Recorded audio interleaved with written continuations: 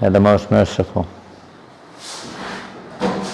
Giving love of God very simply and very freely to one and all, at least offering it. Whether we take it or not is our choice. They're freely offering it at least. And there's really no price. However, there's an eligibility, you know. As was Chaitanya Hari this is Chaitanya Hari Prabhu, if any of you don't know. Chaitanya Hari Prabhu is married to Bhakti Lata.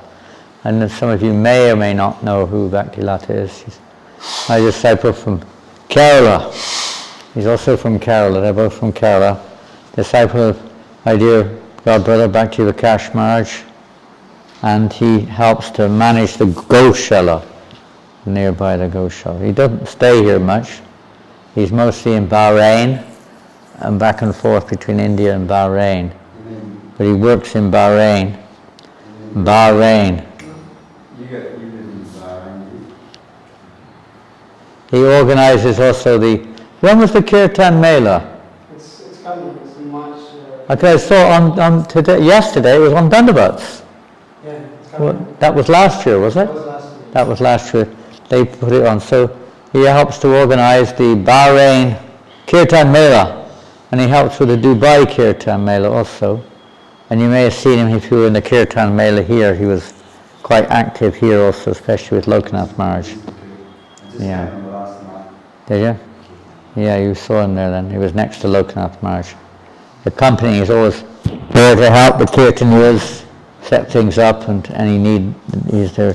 He's also a musician and he leads Kirtan also. So thank you very much for organizing a little facility here in this holy place. 30, 40, 50 years ago, 30, 40 years ago, this was buzzing here. This was really the place in Mayapur, this area. And before all the controversies came up, but this is where the Gurukul, it was really lively, very lively. Well, okay, but this was Bhakti Vijayapurna's Gurukul here. Yeah. Then that moved over into the forest over there. And it was split up. But this is the only Gurukul then. There was no other Gurukul. That's the Gurukul over there still now, is it? It's still there, but it's not. No. That's the international school. They have Smiths, that's the Smith school, that's another one. Smiths, it's called Smiths. Yeah. That's the main school, that's the main school which most of the kids go to, and then the one over there is still there, but it's a day school. It's not a stay-in anymore, it's not a Gurukul. Gurukul, you can call it what you like, but it's strictly speaking is the school of the Guru. And it's not like a school that children go to on a daily basis. They live there under the shelter of the Guru. That's the tradition. So there's something like that here. It wasn't officially like that. Anyway, we all know the history more or less. So Krishna's lessons learned to go through. I hope. Let's see. Anyway, back to this wonderful song of Lochan Das Thakur. Although there's no official price, you could say, there's an eligibility. It's like you go to a school. You go to a school, there's no charge, right? Just say there's no charge if you go to the school. But there's an eligibility, right? The school will have a certain degree of eligibility, whatever type of school it may be. It will have its, maybe the child is not physically able or mentally able or intellectually able to enroll in that school. They don't have much now, but when I went to school there was two main tiers. There was the grammar school. They used to have something called a grammar school, still a few around, and then the general school, they call it secondary school. So the majority of kids would go to the secondary school, and then there were different classes. If you're brighter, 1, first, 2, 3, 4, like that, in each school. So you had to have an eligibility. There was no charge, but you had to have an eligibility to go to the grammar school. Not anyone could go. You had to have a certain grades in your exams, or your behavior. You had to have good behavior. If you were a naughty boy, even if you were intelligent, you weren't allowed there. No naughty boys were allowed. So, like that, there was some discrimination, not based on money, but based on the eligibility of the student. So there's an eligibility to receive, although it's offered freely to everyone. You can take it, but if one really wants to digest it, if we really wanted that, songbooks? Oh, amazing, look at that, they've still got songbooks. Songbooks? No, it's Calendars. So, the eligibility is there that Lochan says is not very difficult. You can, get what's the fruit of what Lord Nityananda is giving us? What is the fruit? Is it mango, or is it chiku, or what is it? Papaya? What's the fruit that he's giving? Pardon? Well, he's giving the Maha Mantra, that's for sure. But what's the fruit of that? Love of God. Krishna Prema. So, like that, you may get something, but you have to eat it, right? If someone gives us a mango, what benefit do you get? You don't get any benefit. You give your money, right? You've lost some money, a few rupees, whatever.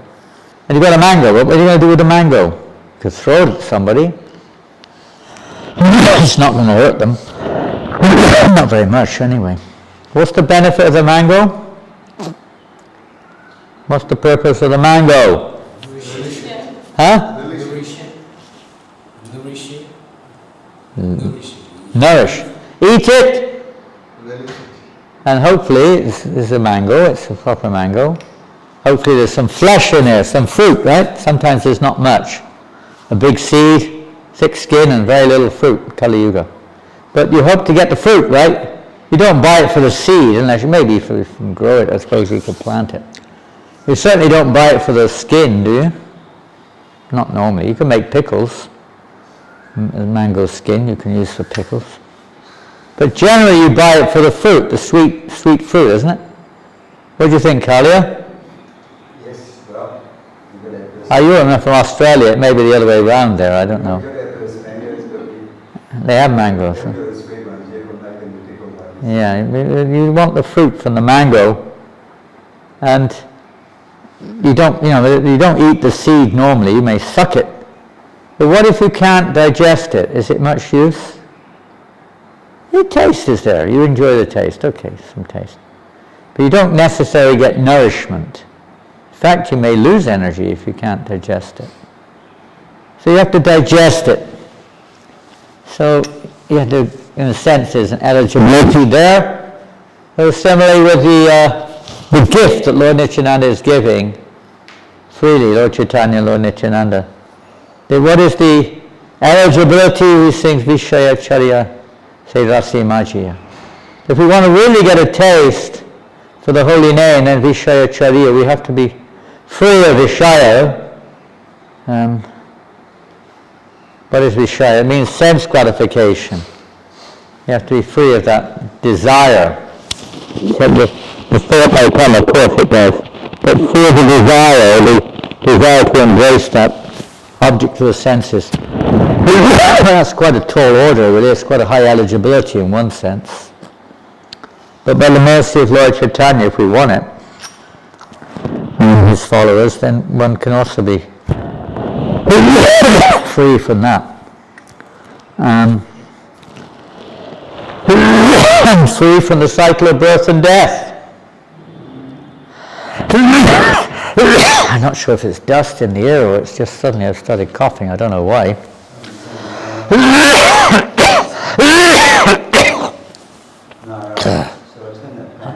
Maybe, I don't know what it is, but something's really getting in my chest. I don't know what it is. Something's really gotten to my chest, that's for sure. So then,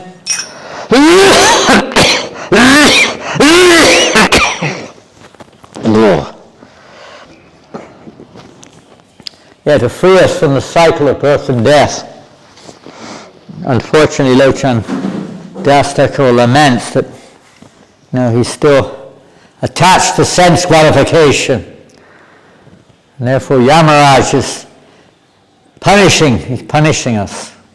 We think it's not punishment, In Australia, I don't know if they do it everywhere, you can go, they have places you can go, and you can get whipped.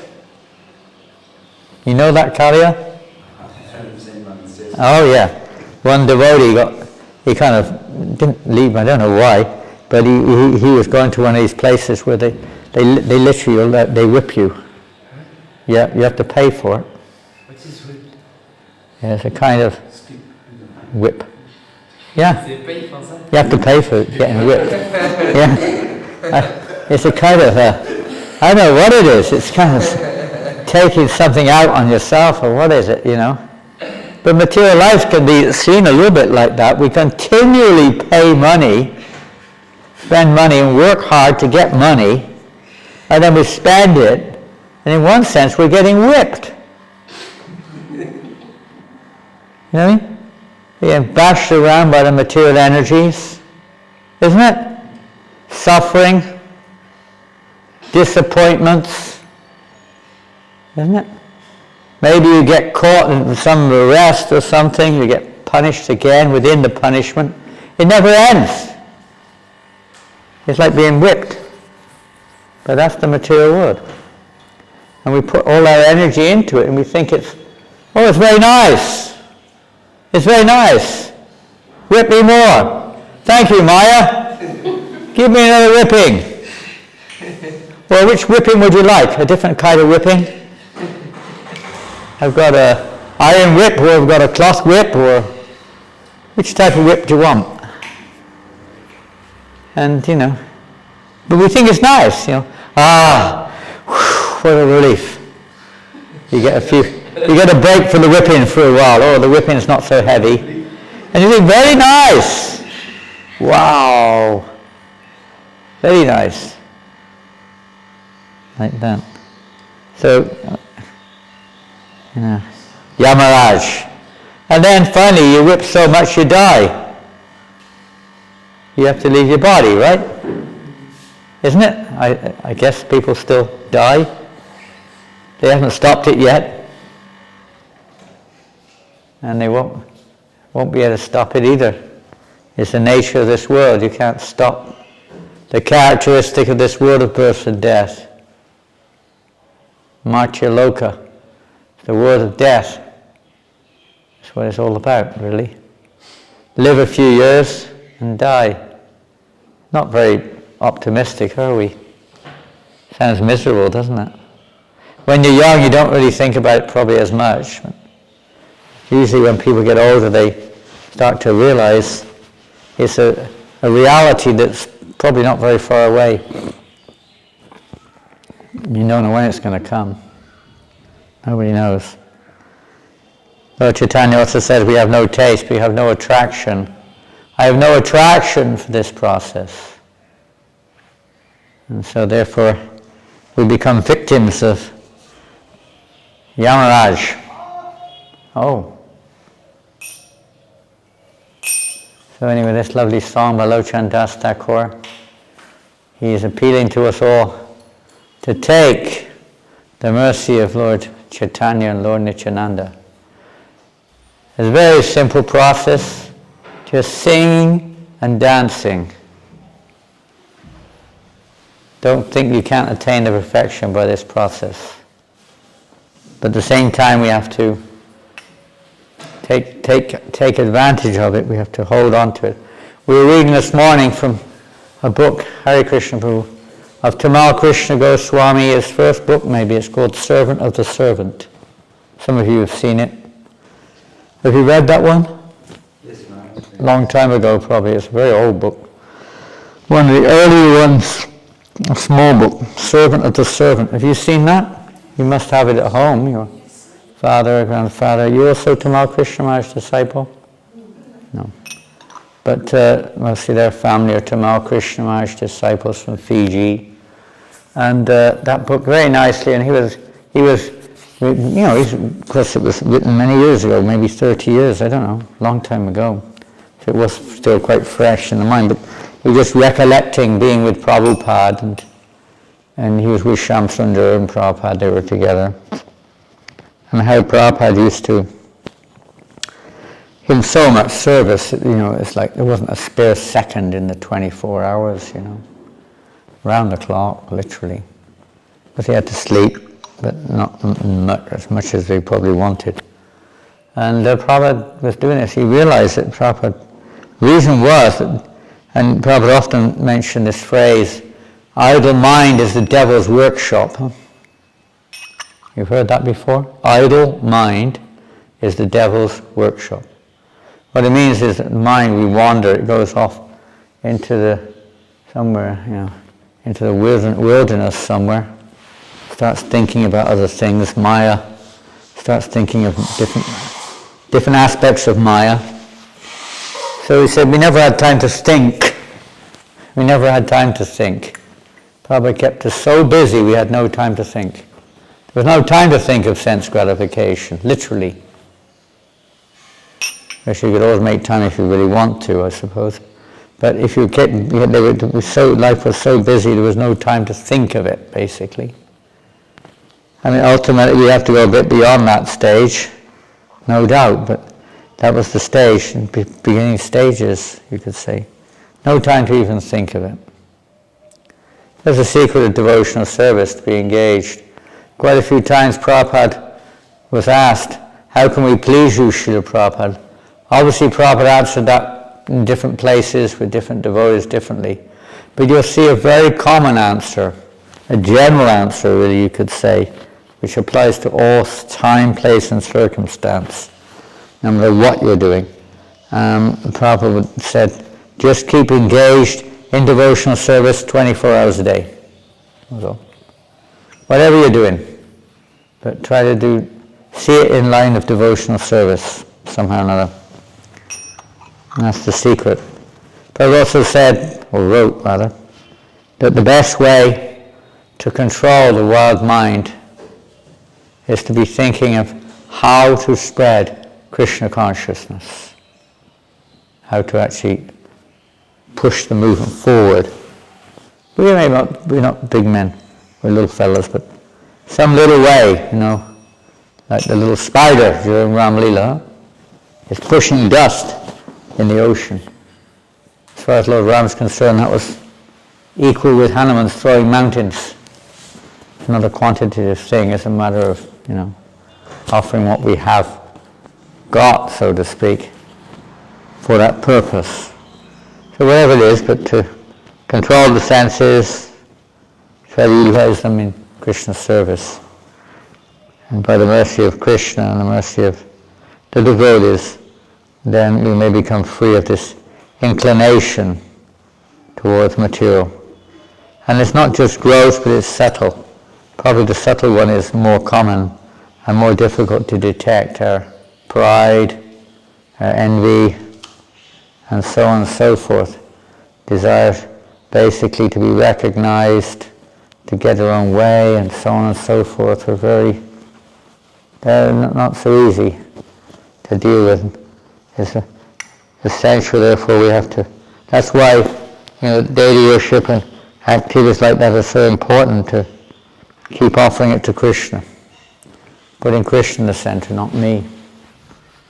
The more we realize that, the more we put Krishna in the center, the less then we become purified, the less we put ourselves in the center. Now if you're getting bitten by something or another, you can always put the fans on. I'll tolerate it, don't worry. Because there are mosquitoes, and there will be mosquitoes. This is definitely a mosquito room. You can tell. Some rooms are like ideal for the mosquitoes. This is one of them. Isn't it? It feels like it. Old dusty room. But anyway, we'll see. We'll see what mercy Lord Chaitanya has on us. How many lotus feet will be touched by and kissed by the loving mosquitoes. They're kissing you, don't think otherwise. They are the real Dhamvasi. They're the real Dhamvasis. And I just wrote that in a little article. I don't know if it's gone out yet. Not sure. How Bhakti Siddhanta Maharaj said, when he was in the Dham, that was with the flies. There's not so many flies now. There's not so many mosquitoes either. Unless maybe they're spread out over a large area now. In 1970s, there was only a little, place here. Mosquitoes were outnumbering humans at least 1,000,000 to 1. Huh? I remember in the 80s, you couldn't see out there longer, and the Indians in these Oh, clouds of mosquitoes. Clouds. You literally have to go like this to get out on the corridor, push the mosquitoes aside. The Indians used to Buzzing like anything. That was in the even more so in the 70s. they prefer Western blood. Pardon? The Bengalis used to say that they prefer the Western blood. Oh, they're much better, much sweeter. They said more sugar. More sugar. Bengalis eat a lot of chilies and neems and things, which are not very tasty.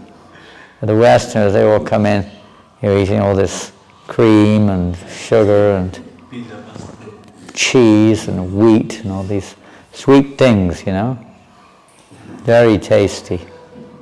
Very tasty.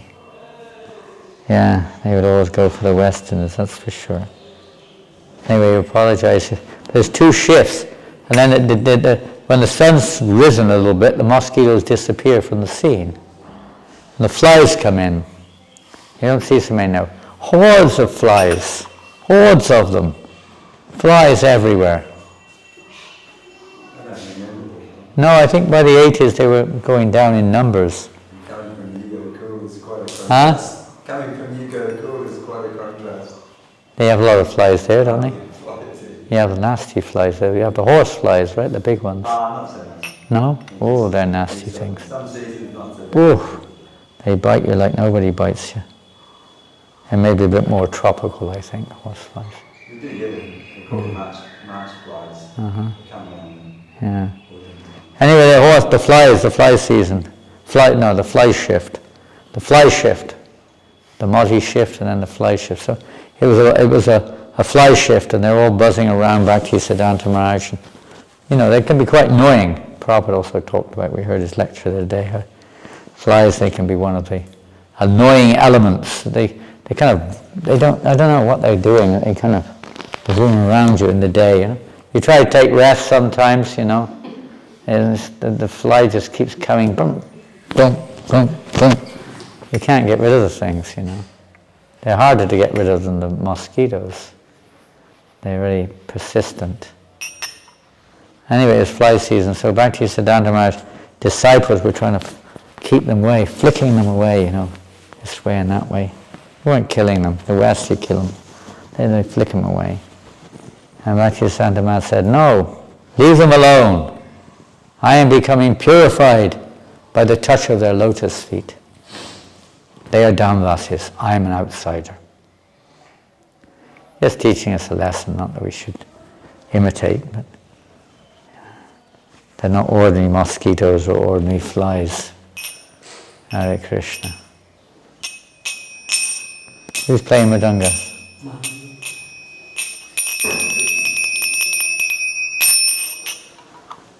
So there are different tunes to this song. We heard one, I think the other day, that Lokanath Maharaj sang this song, I think, a few nights back. I think one night he sang it. And he sang a different tune. There are many tunes. I generally only know one, and that's the one we were taught when we were younger, and singing this song. And then there are variations of that tune. Niranjan Swami, I don't know if he was the origin of the variation, but slightly different variations. So try to follow whatever I sing if you can, the tune and what have you. Have you found it, Parama Karuna? Yes, ma'am. Most of you have got it on your mobiles, Parama Karuna. Srinam Sankirtan.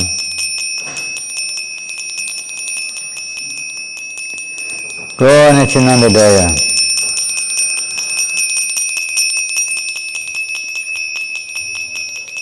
Is that a mosquito? Pardon? If you have a Bengali translation, you can get one for the mosquitoes. Tell the mosquitoes to all sit on the table there, and you can put the Bengali translation there for them so they can sing along, they can buzz along. They can buzz, they can be the background buzz.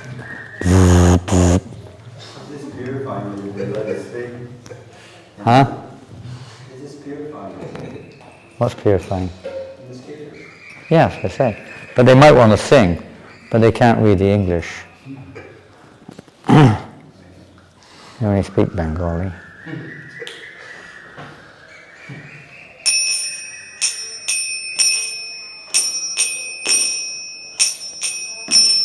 I think 2 beat. Parama karuna pahorijana nitai gorachandra. Parama karuna pahorijana nitai gorachandra.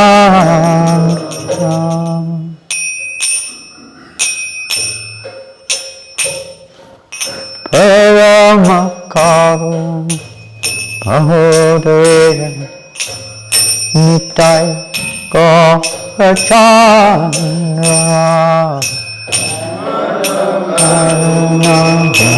Mahodaya Nitai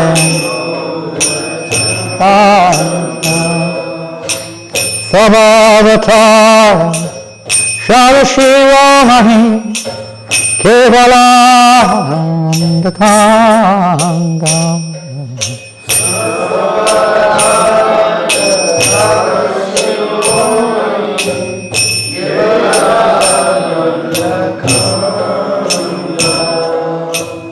Sabhavata Shadashivamani Kevalandakanga Para Shivamani Kevala Ahanda Kevala Ahanda Kanda Ahanda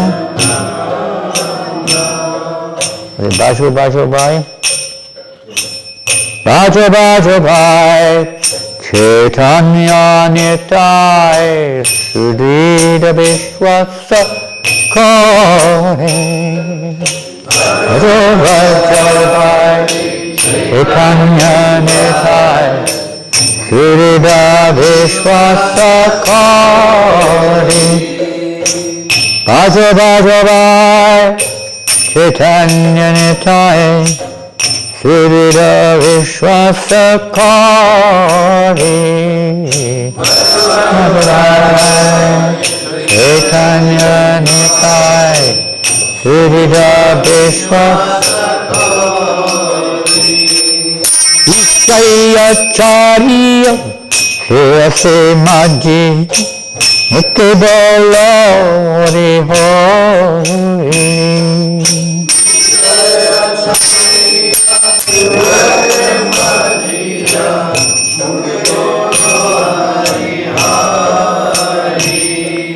Vishaya Chariya Serase Majiha Kebolo Hori Hori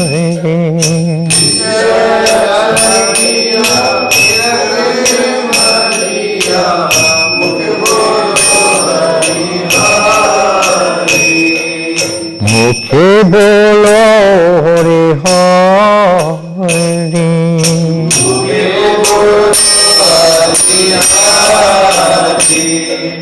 Dekho re bhai Tribhuvanema Hemon doyala data Hey bhai Tribhuvanema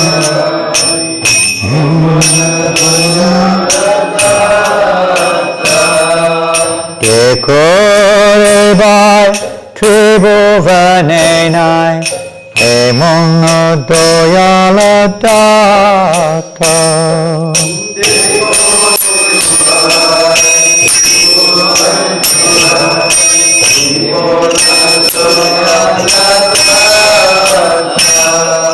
পশু পাখি জোরে ভাষণা বেদরে শুনি যারা নগাত পাখি জোরে শুনি যারা পশু পাখি জোরে ভাষণা বেদরে শুনি যারা গুণগাত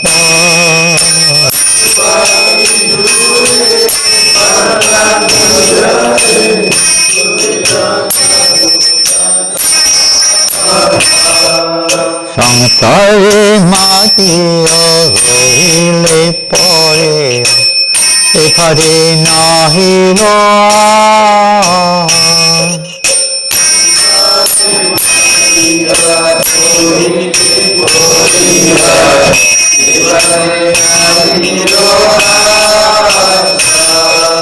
সংসারে বাজিও রইলে পড়িয়া এখানে নাহিল আশা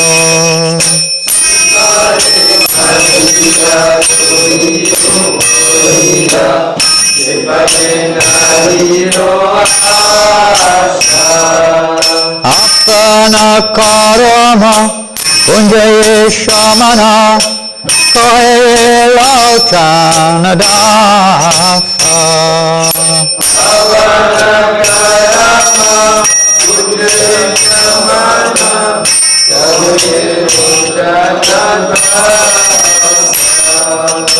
আপনা কর্ম পুঞ্জয়ে সমানা উচ্চান রচন দাসা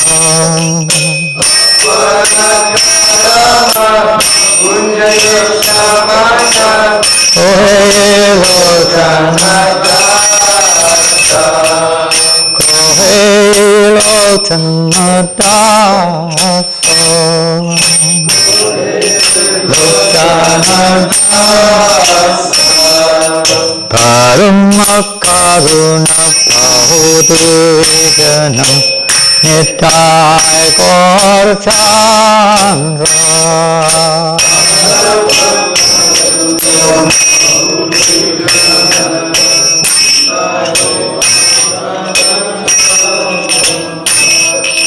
Nitai Gaur Chandra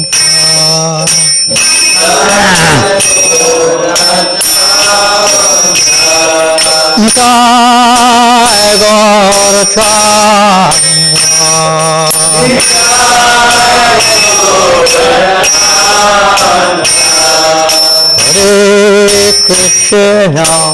Hare Krishna, Krishna Krishna, Hare Hare, Hare Ram, Hare Ram, Ram Rama, Hare Hare, Hare Krishna, Hare Krishna, Krishna Krishna, Hare Hare, Hare Rama, Rama, Hare Krishna, Krishna Krishna, Hare Hare, Hare Ram, Ram, Hare Hare, Krishna, Krishna, Hare Hare, Hare Ram, Ram, Ram,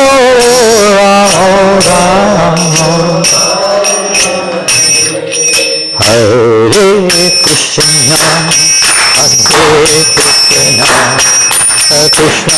Krishna, Hare Hare,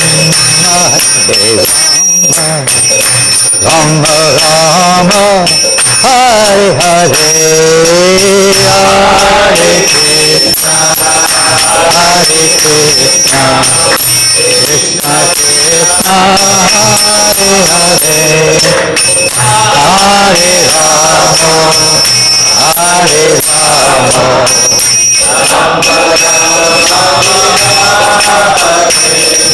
Hare Krishna, Krishna Krishna, Hare Hare, Hare Ram, Hare Ram, Ram Ram, Hare Hare,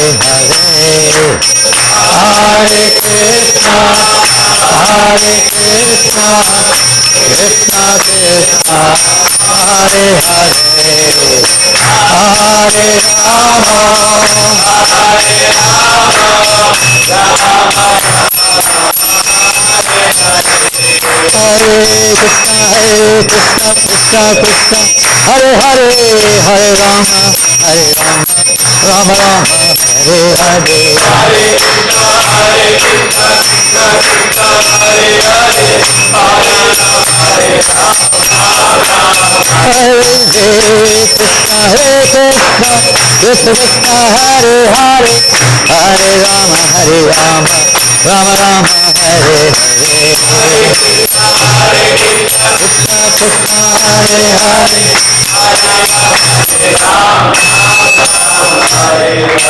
Hare Krishna, Hare Krishna, Krishna Krishna, Hare Hare, Hare Rama, Hare Rama, Rama Rama, Hare Hare, Hare Krishna, Hare Krishna, Krishna Krishna, Hare Hare, Hare Rama, Hare Rama, Hare Hare. Go Premanandi.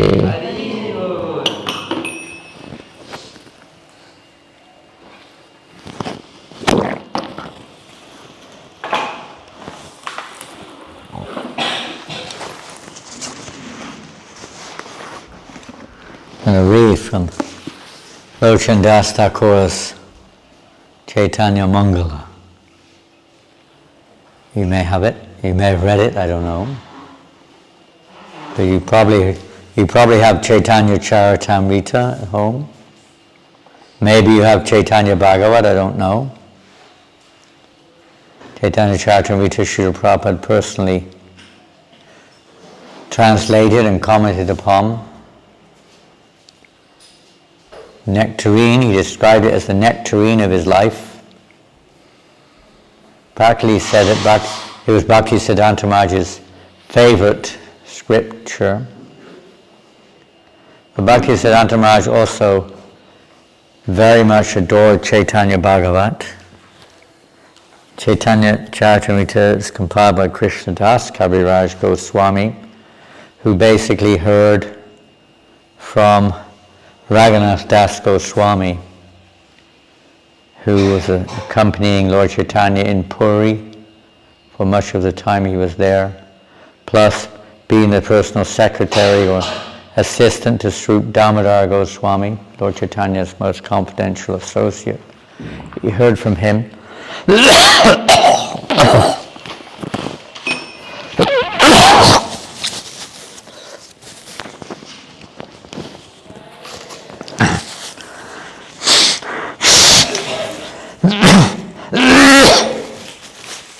And it's too dusty, this room. I have to find somewhere else. It's too dusty for me anyway. And he, not now, we'll stay here now, but tomorrow tomorrow we may be going to where I'm staying, but the Chaitanya Mangala was compiled by Vrindavan Das Thakur. Now Vrindavan Das Thakur is described by Krishnadas Kaviraj Goswami as the Vyas of Chaitanya Leela. The compiler of Chaitanya Leela, authorized, empowered compiler of Chaitanya Leela, is he resident of Vrindavan Dham, Navadvip Dham. So he imbibed all these, especially the childhood pastimes. He wasn't involved in the pastimes in Puri. So you see in there only a brief account is given of the pastimes in Puri. But primarily, Vrindavan Das Thakur expands extensively on the pastimes of Lord Chaitanya Mahaprabhu in Mayapur, Navadvip. And later on, Krishnadas Kaviraj Goswami, he mentions this quite a few times, of course, because Chaitanya Bhagavat came first. It was actually called Chaitanya Mangala, but because of this compilation, I don't know the exact time when each one was compiled, but certainly Vrindavan Das Thakur's was before the Chaitanya Charitamrita. So he avoided going to extensive descriptions of certain pastimes which were extensively mentioned in Chaitanya Charitamrita. It's a point of Vaishnava etiquette. Sometimes we see, we don't listen, we don't hear, because the secret of spiritual life progress is hearing. It's not chanting, it's hearing. Hearing. Many times somebody will speak something, the next speaker comes and says the same thing. It's inappropriate to do that in normal circumstances.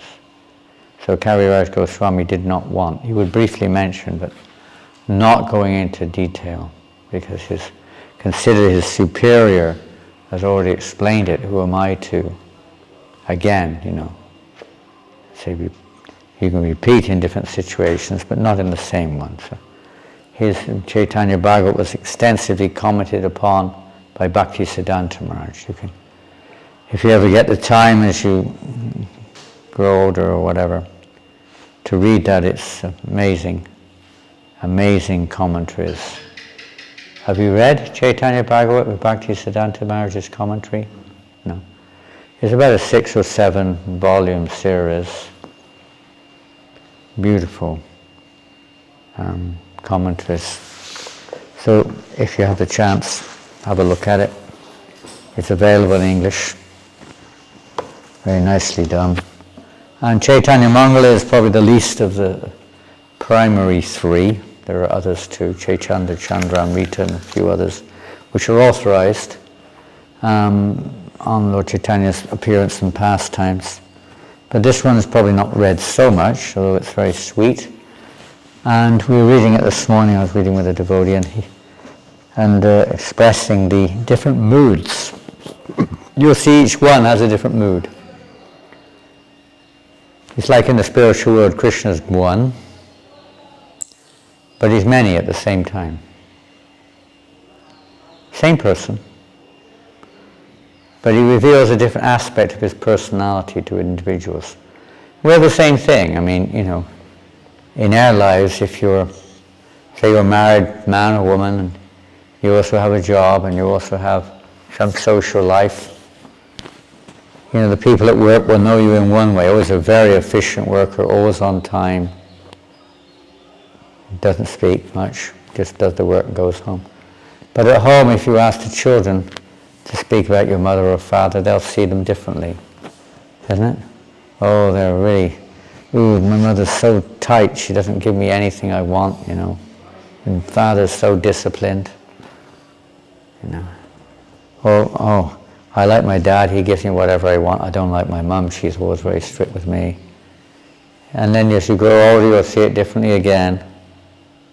Same person, seen differently by different associates. When in the social club or in the sports club, oh yeah, they're really good, a very good team player, fantastic, whatever they're doing, defender or something. And they see it differently. Everyone has a different relationship. It's the same. They're all true, they're all correct, but they're giving different angles according to their relationship with the Lord, or what they've heard from others who have a relationship with the Lord. So, particularly Lochan Das, it appears from his words and commentary that he specifically got his inspiration from his spiritual master, Narahari Shakar, who spent a lot of time with Lord Chaitanya in Mayapur, though very little said about him. He was one of the confidential associates. There were so many of them. And with Gadadhar Pandit, who was both in Mayapur and in Puri. So he was all very, Lochan was a great, let's say, worshipper of Gadadhar Pandit also. More or less in his line of devotion, worship Gaur Gadadhar.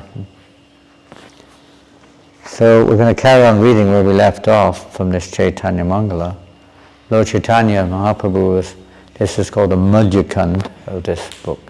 All three of them have the Adi or Sheshakand, then the Madhyakand and the Anchakand, or Adi Lila, Madhya Lila and Antya Lila. Means beginning, middle and end. So we're in the middle section, we're in the Madhyakand here. And Lord Chaitanya literally has just started his Sankirtan movement externally. Just started. Internally it already started. He was already giving individuals, you could say, the prema through Sankirtan. But publicly he's not started. And now he's starting this external purpose. So this chapter is called The Gospel of Ecstatic Love. He's just been manifesting these. First person he gave it to was his mother. Not that she didn't have it, but it wasn't manifested. Because he was coming back, he'd just taken initiation from Ishwara Puri, as you know. In Gaya, he'd gone to Gaya on the guise of performing Shraddha for his father, who had passed away some time before, and the ancestors and so on. But he really went there to meet with Ishwara Puri. And he had a desire to go to Vrindavan. He was planning to go on to Vrindavan, but he didn't go on to Vrindavan at that time. He was planning to, but it didn't happen at that time. And he came back to Mayapur after meeting with Ishwara Puri, and it said, took initiation from him. Ishwara Puri, then you can read that in 7th chapter of the Chaitanya Charitamrita if you want. First Adi Lila, of how his spiritual master gave him the order to chant the holy names. That was basically the initiation. And basically from then on, Lord Chaitanya's mood, everything changed. Up to then it was more or less childhood pastimes, scholastic pastimes, and also marriage, conjugal if you want to call it that. He got married twice. His first wife, Lakshmi Priya, left the world in separation when Lord Chaitanya went to East Bengal on the guise of collecting, as a grihasti, collecting some money, wealth. But he had other purposes. One of them was he met Ishwara Puri there, and he enlivened many devotees, especially Tapan Mishra. Actually, Tapan Mishra was probably the first that's mentioned, where he gave him a kind of initiation. He revealed the Sankirtan, the holy name, to him. And he came back, and when he came back, Lakshmi Priya had left the world in separation. Snake bite of separation. So then Mother Sashi got him married again to Vishnu Priya. So at this point he's married to Vishnu Priya. So you can imagine how Sachi Devi felt. The last time he went away to East Bengal, her daughter-in-law left her body. And now he's telling Mother Sachi, I'm going away again. So naturally she's very worried and fearful. Will the same thing happen again? Her daughter-in-law, Vishnupriya, will also... It didn't happen. Vishnupriya did not leave her body then. And Lord Chaitanya came back, and he was different. His whole mood changed. And he was in mad ecstasy all the time, just crying out, Krishna, Krishna. He was just crying for Krishna. He was in the mood of Radharani, in separation. And Mother Sachi realized her son is experiencing ecstatic symptoms. So she asked him, what is it? Can you also give me this greatest, now the greatest gift I can see. Please, can you please give this gift to me? So he did. He gave it to his mother also. So anyway, reading on, there's many things take place and interactions. I don't know if we're still in the house of Shuklambar. There's one devotee, Shuklambar, who was a very great devotee, associate of the Lord. And in his house he also performed ecstatic Sankirtan, and everyone went into ecstasy. Then he went to the house of Murari Gupta, and there, because Murari Gupta is unique amongst Lord Chaitanya's associates. Why is he unique? Pardon? Devotee of Lord Ram. He's eternal, he's not just a sentimental follower, he's an eternal associate of Lord Ram. In fact, Lord Chaitanya declared that you are Hanuman. He's Hanuman. So he could never give up his service to Ram. He can never give that up. That's his eternal position, to serve Lord Ram. So the Lord was revealing in the house, his house, many pastimes. He was revealing to different devotees various forms. All the various avatars are contained within the form of Gauranga. Just like within Krishna, we say, no difference. Gauranga and Krishna, they're not avatars, they're the original avataris. One and the same, different pastimes, different mood, same person. But the avatars are all contained within them. And whenever that need, if it arises, that mood arises, then the Lord may manifest that particular form. So he manifests the form of Varaha in the house of Murari Gupta, was dancing around in the form of Lord Varahadev. And then Murari Gupta requested his only desire. The Lord asked him, what did he want? And my only desire is to see the form of Sita and Ram.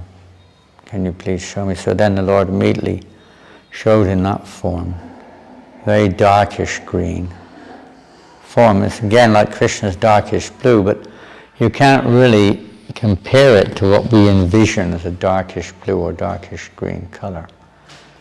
It's described that the colors that we see are very limited, of course. And we can't conceive of a color outside of our experience, in one sense, isn't it? You can only conceive of colors within the realm of our experience. Maybe whatever they are, combinations. But it's described there are many colors we have no idea exist. That's almost inconceivable, isn't it? There are colors existing which we don't have any experience of and don't even know they exist, spiritually speaking. So the color of Krishna's form, only some indication is given. No one can really replicate that color. Same with Lord Ram. Who knows what is the depth of that color, what nature is that color, but it's described as a very darkish green color, as Krishna is a darkish blue. So like that. Anyway, we'll read on. Where do we get to? I'll go back here, okay. With a joyful heart. Okay, on another day, Lord Gaura went to Srivas's house. Sitting amongst his associates, he described the truth of ecstatic spiritual love for himself. And this is our disease. We like to imitate the Lord, isn't it? We like to hear our own glorification, our own recognition, our own attention to us, and so on. With one heart, listen, he said, listen to these wonderful words. With one heart, listen to the words I speak, words that say how one may attain Shri Radha and Krishna. Then the Lord recited a verse of Naradiya Purana. No one else there understood the heart of this verse. The verse was, and this of course was given to him by Ishwara Puri. The Lord gave it to Ishwara Puri, who gave it back, you could say. Harinama, Harinama, Harinama Heva Kevalam. Kalo Nasteva, Nasteva, Nasteva, Gatiranyata. In this age of quarrel and hypocrisy, the only means of deliverance is chanting the holy name of the Lord. There is no other way, there is no other way, there is no other way. The Supreme Personality of Godhead is the same as his name. In the Kali Yuga, the Lord is manifest in the form of his holy name. This the fools do not know. Please know that the Supreme Personality of Godhead is identical with his holy name.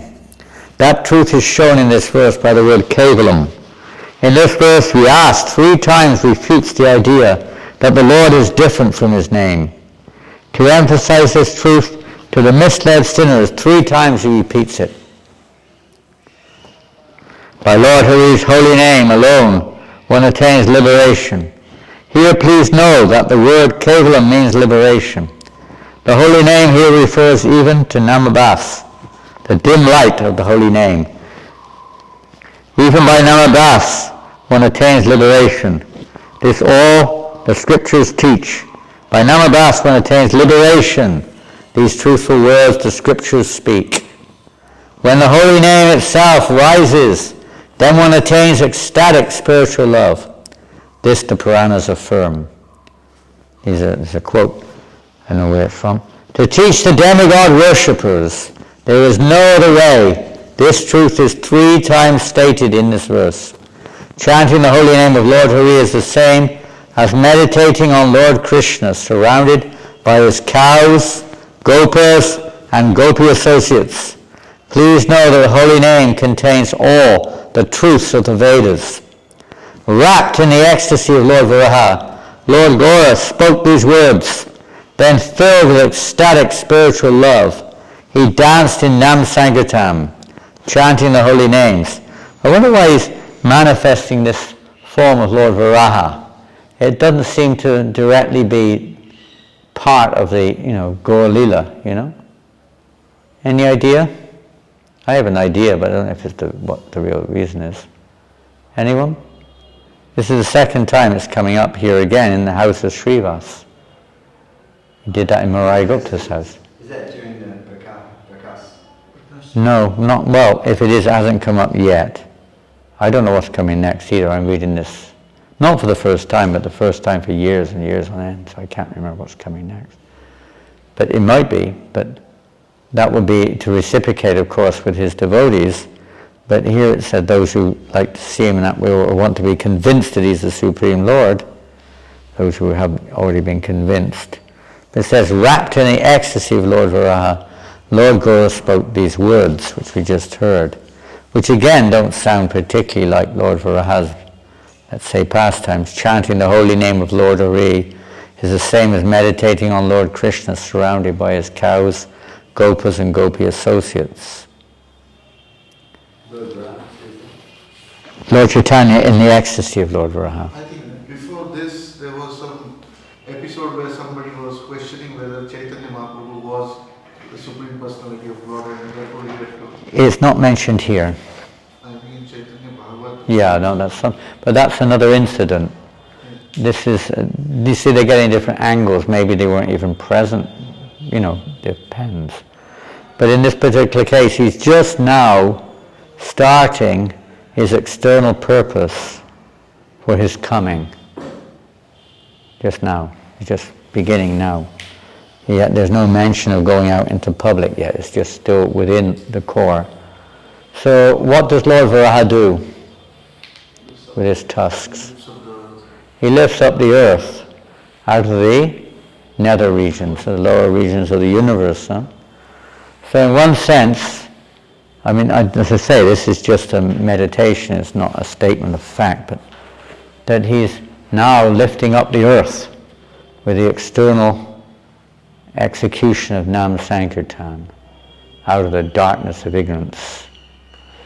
So you can see a relationship there, but that may, as I say, that's not necessarily the actual statement of fact.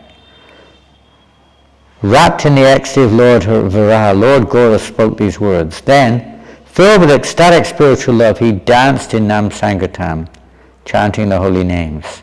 Ecstatic love for Lord Krishna quickly takes birth in anyone who hears of Lord Gora's glorious pastimes in Nadia.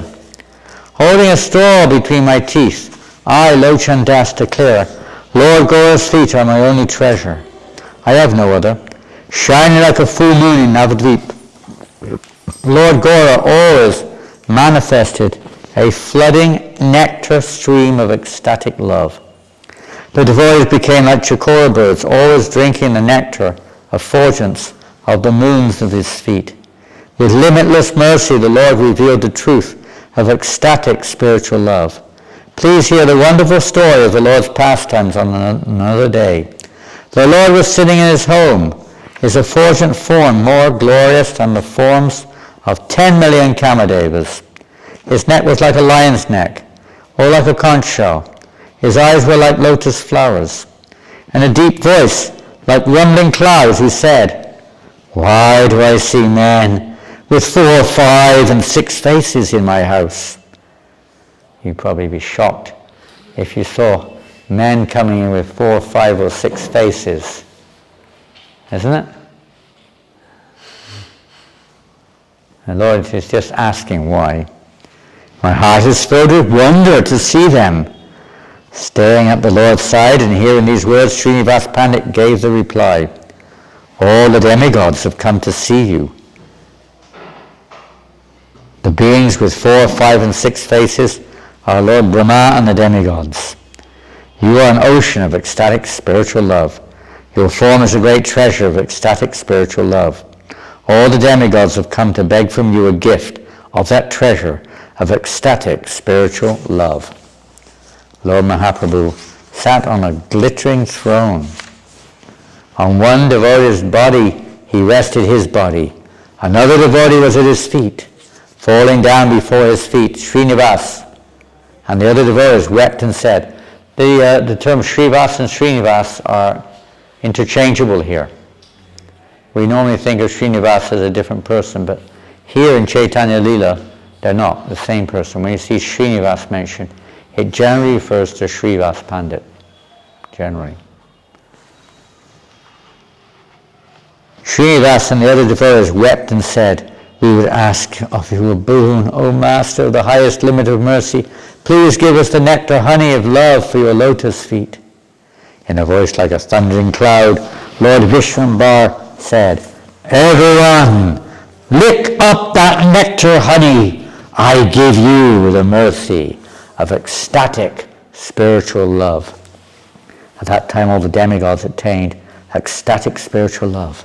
Their bodies were filled with ecstatic love.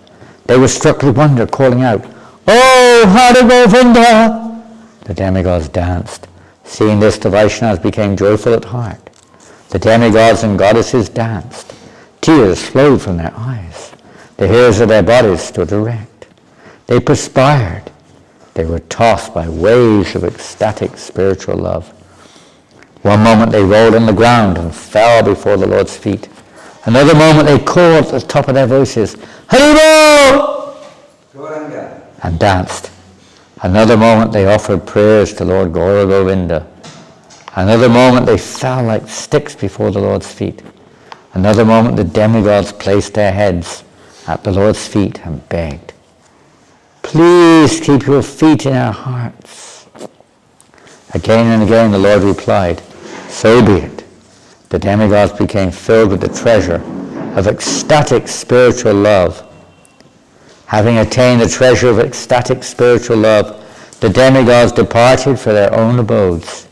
Seeing all of this, the devotees became blissful at heart. This shows why the people say the Lord loves his devotees. Seeing the Lord's mercy, Shuklambar Brahmachari spoke some words. Shuklambar Brahmachari was very pure. His body was purified by many pilgrimages. His nature was gentle and sweet. He approached the Lord and spoke some words. He was not afraid. Yearning to attain ecstatic spiritual love, he spoke what was in his heart. Oh Lord Gora, O Supreme Lord, please hear, please hear. Today with my own eyes I have seen your mercy. I have traveled to many holy places, but still I am unhappy. Why I do not know. I traveled to Mathura and Dwarka, but still I was unhappy. Please give me the treasure of ecstatic spiritual love. Hearing these words, the Lord replied, please hear, O Shuklambar, my words. How many dogs and jackals live in that forest? What am I to them? Thus spoke the Lord. If Lord Krishna does not stay in one's heart, one cannot attain the mercy of the holy places. Love for Lord Krishna is the only true religion. There is no other. Look, the scriptures declare. Long verse, I won't read it. Fish intently bathe. Snakes eat only air. Sheep eat only grass. The ox circling the grinding wheel always walks. Cranes are wrapped in meditation. Mice live in holes. Lions live in the forest. A person who without love for Lord Krishna practices austerities like the austerities of these animals attains the result what these animals attain. In the Narada Panchavati it is said, and the long verse I won't read it, if one can understand the Supreme Personality of Godhead and engage in his service, there is no more need to there is no more need of severe austerity, penances, and so on. However, if after performing severe austerities and penances, one does not understand the Supreme Personality of Godhead, such practices are useless. That is like the austerities with cranes or some other animals that may seemingly perform austerities, but what's the use of it all? Hearing these words, the Brahmin Shuklambar fell to the ground. Distraught he wept, and his devotion for the Lord grew. Lord Gora could not tolerate his servant's grief. His fair form became reddened with compassion. It was red like the rising sun. I give you ecstatic spiritual love. I give you ecstatic spiritual love. The Lord called out in a voice choked with grief. In this way Shuklambar attained the mercy of ecstatic spiritual love. When Shuklambar attained ecstatic spiritual love, his body trembled. The hairs of his body stood erect. Tears streamed from his eyes. Joyfully he chanted the Lord's holy names. Seeing this, everyone became very joyful at heart. Sri Gadadhar Pandit was the abode of all virtues. He stayed at the Lord's side. He always chanted the holy names. One night he took rest in the Lord's room. Glancing at him, the Lord was pleased and said, tomorrow at dawn you will attain rare ecstatic spiritual love. By the Vaishnava's mercy your desire will be fulfilled. Speaking these words, the Lord took the flower garland from his own body and placed it around Gadadhar's neck. At dawn, everyone came to see the Lord. The Lord told everyone his words of the previous night. By those words, Gadadhar attained ecstatic spiritual love. With a happy heart, Gadadhar bathed in the Ganga. Overcome with ecstatic spiritual love, his body trembled. He worshipped Lord Jagannath, and then he worshipped his own master, Lord Gora. He anointed Lord Gora's limbs with fragrant sandal paste, placed a splendid flower garland on the Lord's neck, and recited many prayers. Every day he worshipped the Lord in this way. He slept in the Lord's bedroom. He slept at the Lord's feet. His heart was always filled with devotion and faith. The words he spoke to the Lord were always sweet like nectar. Hearing these words, Lord Vishvambar felt bliss in his heart. His words were like nectar showers in the Lord's heart. When he went to dance, the Lord held his hand. With Narahari at one hand and Gadadhar at the other, the Lord danced the rasa dance pastime in Srivas's house. Then the devotees saw Lord Gora manifest the dark form of Lord Krishna and Gadadhar manifest the form of Sri Radha. Then Narahari manifested the form of Madhavati Gopi. Seeing all this, the Vaishnavas called out, Hari, Hari! Then the land of Vrindavan was manifest in that place. There Sachi's son stood, surrounded by cows, gopas and gopis. Did you read that little snippet sent out today? Oh, don't think you would. It was on the France forum. One devotee was sent out a little snippet. Snippet means a little writing, cut out from somebody's memoirs. It was the memoirs of Saint Teresa of somewhere or another in Spain, a famous Avila, I think, Saint Teresa of Avila. And it was memoirs of her realizations. And she said, I had a most divine vision one time when I was in Seville, in Spain.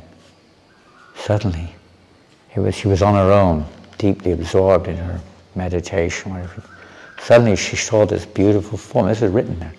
Beautiful form, human-like form. Never she's seen it before. Dark blue, with flower, beautiful long black hair, flower crown, and garlands and all sorts of things. Beautiful form, accompanied by many unbelievably beautiful girls, young ladies, dancing in this most incredible forest. She was going on like this, in her memoirs, in her writings.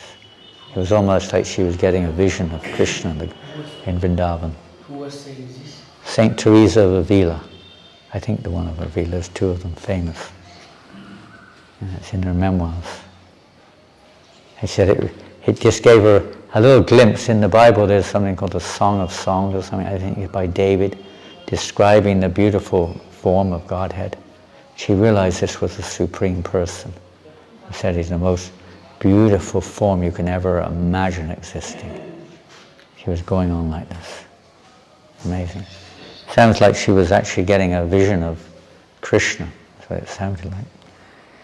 So he's here also, the dancing, the rasa dance pastimes in Srivas's house.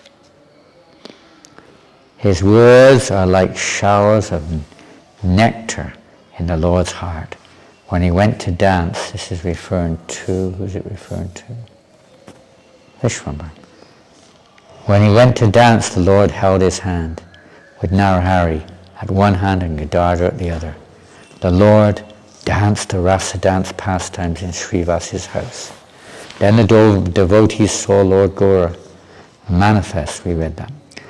Then the Lord's personal associates manifested their original forms as gopas and gopis. That's what reminded me. There's Sachi's son, stood surrounded by cows, gopas and gopis. She said something like that. There were all these animals and so on and so forth. Then the devotees saw Lord Gaura manifest. Then the devotees' personal associates manifested their forms. The Lord and his devotees tasted the nectar of the different rasas. Shri Raghunandana is the eternally new Kamadev. He is counted among the spiritual Kamadevas, the goddesses of fortune. Surrounded by these devotees who stood in front on every side, the Lord danced. Seeing the Lord and the devotees in their Krishna Leela forms, everyone wept. In this way, Lord Krishna, who is the moon of Raj, was manifest in Navadvip. One moment Lord Gaura danced with Gadadhar. The next moment they were transformed into handsome, dark Lord Krishna and Sri Radha in the nectar rasa dance arena. Gazing at these wonders, the devotees called out, Hari! Hari! Jaya! Jaya! They made a sound like thundering clouds. As a beautiful sunset filled the horizon and daytime came to an end, rain clouds suddenly filled the circle of the sky. The rain clouds rumbled deeply. Seeing them, the Vaishnavas became anxious. Seeing a disturbance had come, they became unhappy. How can we escape this disturbance, they thought. Actually, the rain clouds had come to taste the nectar of ecstatic love. Watching Lord Gaura's pastimes, they thundered with ecstatic love. At that time, Lord Mahaprabhu began to play kartals. Loudly he chanted the holy names. In their hearts, the demigods felt that their lives had then become successful. Craning their necks, they eagerly gazed at Lord Gaura from the sky. You will have heard some pastimes maybe yesterday when you walked from Shimanta Dweep to the temple. You stopped at one place when there were rain clouds. Huh? Yes. What was said? When we were on the way in the sea at this moment, Chaitanya just... Say loudly. We were on the road and they say on this road during Harinam, Chaitanya was removing all the cloud because Vaishnava were scared about the storm. The big clouds. Whether that's the same pastime as this, seen it from a different angle, I don't know. But it's the same incident. They were scared by all these big dark clouds that assembled. A massive storm was about to come. And they were afraid. And how can we escape this disturbance? The clouds had actually come, in this case, he said, to taste the ecstasy of devotion. They were rumbling in ecstasy, hearing Lord Chaitanya sing and dance. They were in ecstasy. And then Lord Chaitanya played kartals. Loudly he chanted the holy names. In their hearts the demigods felt like them. Then the rain clouds fled. When Lord Chaitanya played his kartals and chanted loudly, the rain clouds fled away. A similar pastime, huh?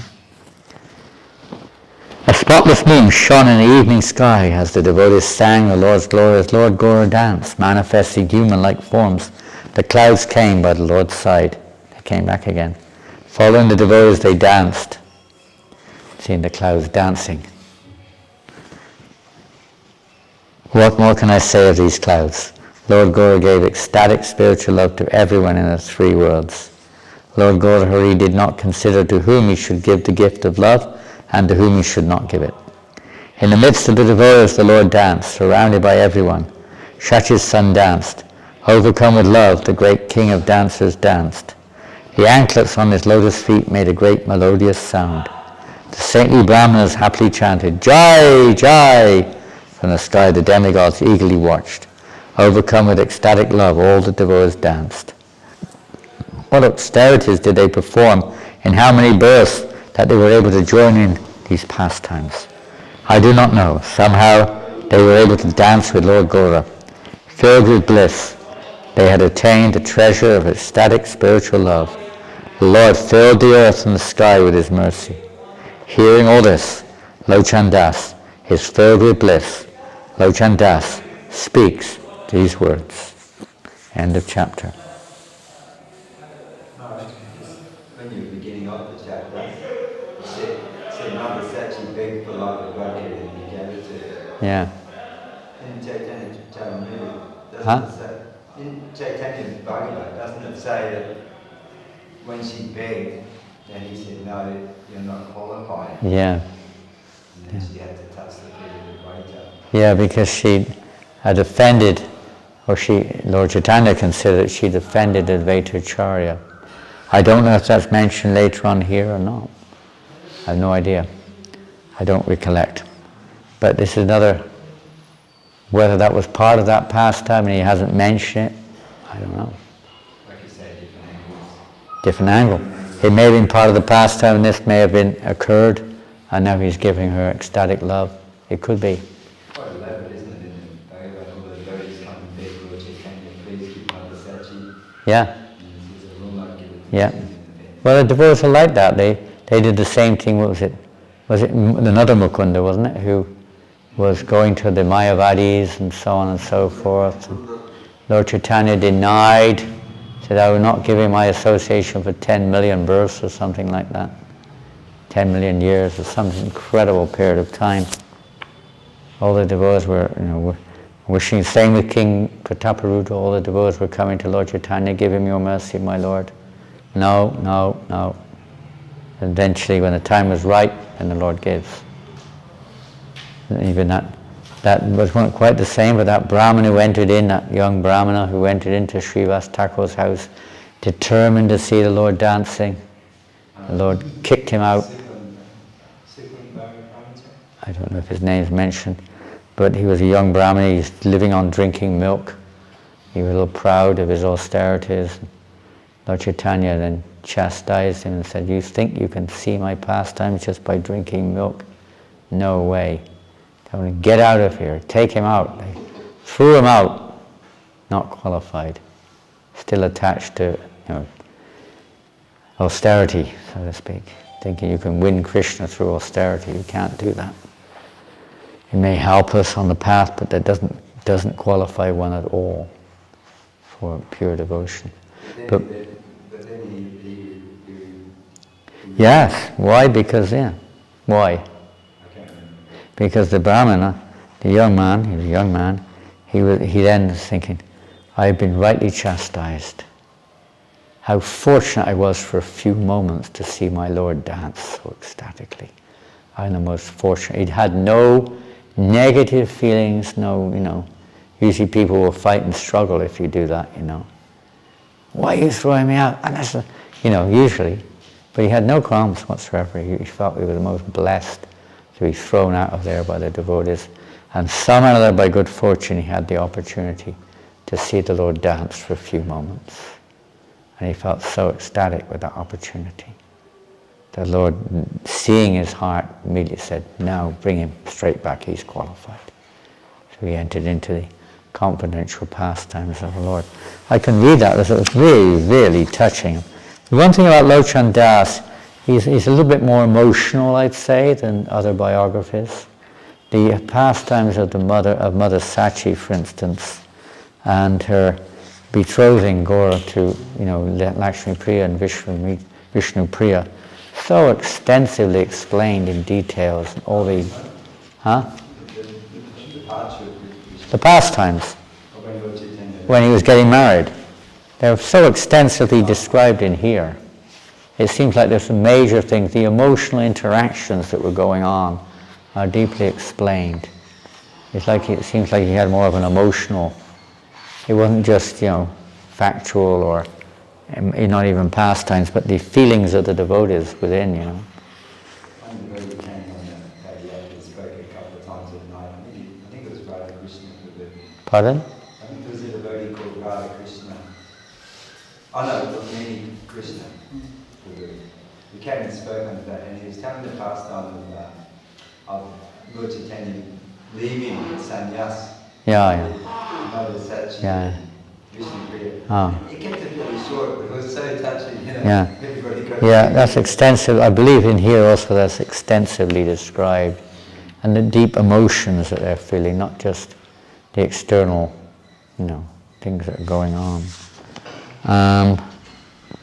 Well, you must have read it in this chapter or the one before, I can't remember. The Lord's second wedding, it will be in this one, when he returns from Gaya. The Lord's pilgrimage to the gospel of ecstatic love. What do we do? Oh yeah, maybe it's in this early part of this chapter. Yeah, it will be. The gospel of ecstatic love. Here.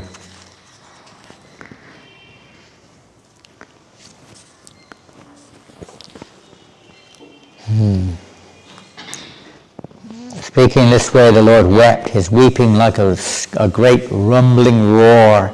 The hairs of his body stood erect. His manifestation of ecstatic love was astonishing. This is just as the first manifestation after he returned from Ishwarpuri. Astonished, Shachi asked Lord Vishwambar, "Dear, why do you weep? Why do you seem to be so unhappy?" The Lord heard his mother's words but gave no reply. He only wept. He was overcome with ecstasy. In her heart, Sachi Devi thought, by Lord Krishna's mercy, he manifests the symptoms of ecstatic love.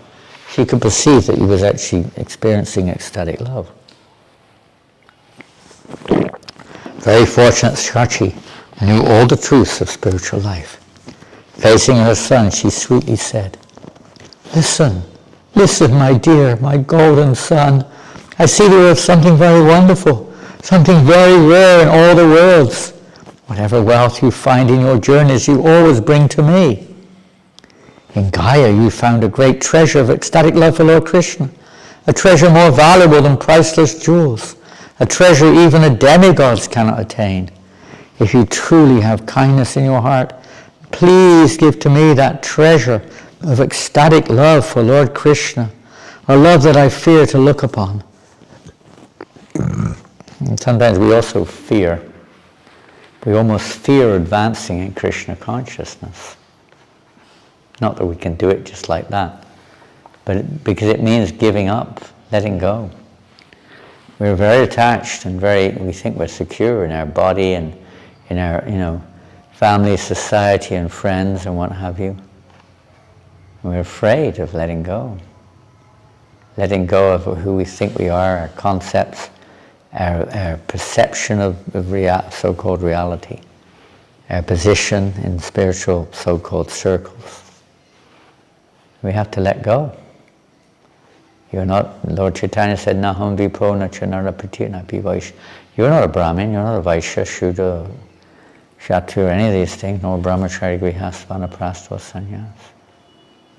I remember Bhakti Tirtha Maharaj, I think it was his appearance day yesterday, wasn't it? No. Appearance. 2 days ago, appearance? Appearance day, yeah, appearance. It was his appearance day. And one of his many lessons which he was teaching was learning to die before you die. Yeah, learn to die before you die. Don't wait till the last moment and then suddenly, boom. Oh no! My wife, my children, my house, my family, my position, my disciples, my this, my that. But I'm a GBC, what is going to happen? Yeah. What will I do? I'm not going to be able to come to the Mayapur festival. Oh. I don't know, whatever you're identifying with, I suppose. You have to let go. To let go. We're afraid of it, almost. And sometimes devotees were afraid of advancing Krishna consciousness to the point where, obviously we have to be careful. Things shouldn't be premature. A very famous article, I think it's by Bhakti Siddhanta Maharaj, is about the killing of the Dhenukasura demon in the Talavan forest. Maybe it's Bhakti, one of them tells the significance of this pastime. What was the unique feature of the Dhenukasura demon? Well, it's in the form of an ass. Okay, that's one thing. Yeah, Dhenuk. What was the unique about his dealings in the Talavan forest? Tala is a fruit tree. Yeah? Attachment to his family. Huh? Attachment to the family. What's that? Attachment to the family, his family. Maybe somewhere along the line, but that's not the direct. I'm not talking about what it represents, but what actually was happening there. It had this forest full of tal trees with lots of fruits. Possessiveness. He wouldn't let anyone eat those fruits. He wasn't even eating them himself. He didn't want anyone else to eat them. It's a greedy person, isn't it? They accumulate all sorts. They don't really do anything with it. They just don't, but they don't let anyone else have it either. Sour grapes, sometimes they say, philosophy. It's mine. It's mine, yeah. I'm not going to let anyone else eat this. Yeah. Especially if you can't eat it yourself. So he represents that. And this is like the case. We have in Malaysia, some of you have been to Malaysia. There are 3 main races in Malaysia. The local Malays, they're indigenous, more or less, like Indonesians basically, local people. Then British came, of course, and I can't remember who first. I think the Chinese were the first to come in. Chinese came in and the British brought all the Indians in, or maybe the other way around. So there's 3 major ethnic groups there. South Indians, Chinese, and the local people. And of course there are others, but they're the 3 main ones. And they, by the way, and it was an Indian devotee who told me this, so don't get me wrong, they have a saying that, they, like everywhere else, they have prisons in Malaysia for criminals. So there's criminals in all walks of life, Chinese, Indian, Malay, all three. They say for the Indians, let's start with the Malays. The Malays, they just need a normal wall. They don't have much of a, ability to escape. They're just simple people. Just a normal wall, it keeps them in. And for the Chinese, they have to have a wall so high with barbed wire and everything, because every one of them will try one way or another. The whole lot would get together to try to release one person. So they'll get on each other's backs, 2,000 of them all, to get one person out, For the Indians, they don't need any wall at all. If one tries to escape, all the others will grab him and pull him back in. They told me that, not me. Sad but true.